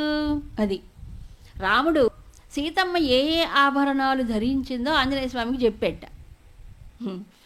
అవన్నీ గుర్తుపెట్టుకున్నాడు ఈయన. చూడండి ఎంత మేధా సంపన్న, గుర్తుపెట్టుకొని అవన్నీ ఇప్పుడు సీతమ్మ కనిపిస్తున్నాయి. ఆవిడ ధరించింది కదా, ఓ ఆభరణ, రాముడు చెప్పిన ఆభరణాలన్నీ ఈవిడ అలంకారం ఉంది సీతాదేవికి అనుకున్నాడు. చూసేటప్పటికి ఉన్నాయి కుండలాలు, ఇంకా ఏమిటో కొన్ని ఉంటాయి కదా, ఆభరణాలన్నీ కనిపిస్తున్నాయి ఆయనకి ప్రత్యక్షంగా. కాబట్టి ఈవిడ సీత అయ్యి ఉండొచ్చు. అయితే ఎప్పుడో ధరించిన ఆభరణాలు కదా, అయోధ్య నుంచి వచ్చినప్పుడు, కాబట్టి అవన్నీ శుభ్రం చేయక మలినం అయిపోయి ఉన్నాయి, అంత నల్లగా అయిపోతాయి చూడండి, ఆ రకంగా ఉన్నాయట. కాబట్టి సీతే కాబోలు అని అనుకున్నాడు. అనుకుని ఇక మళ్ళీ ఇంకో రకం కొన్ని ఆభరణాలు మాత్రం లేవట. రాముడు చెప్పినటువంటి ఆభరణాల్లో కొన్ని కనిపించాయి, కొన్ని మాత్రం లేవు. ఏ ఆభరణాలు లేవు అది కూడా ఆలోచించాడు ఆయన. ఆ మూట కింద పడేసింది కదా సీతమ్మ, ఆ మూటలో ఉన్న ఆభరణాలు మాత్రం ఇక్కడ కనిపించలేదు. చూడండి ఎంత డీప్గా ఆలోచిస్తున్నాడు. రాముడు చెప్పినవన్నీ ఉన్నాయి, మూటలో కనిపించిన ఆభరణాలు మాత్రం ఈవిడికి ఇక్కడ కనిపించట్లేదు. కాబట్టి ఈవిడ సీతే అయి ఉండవచ్చు. చూసారా, అది ఎంత ఆలోచన ఉంది. సరే, మిగతాది రేపు. బోలియే శ్రీరామచంద్ర భగవానికి, సీతామాతకి, लक्ष्मण स्वामी की, पवन सुत हनुमान की, बोलिए सब संतन की।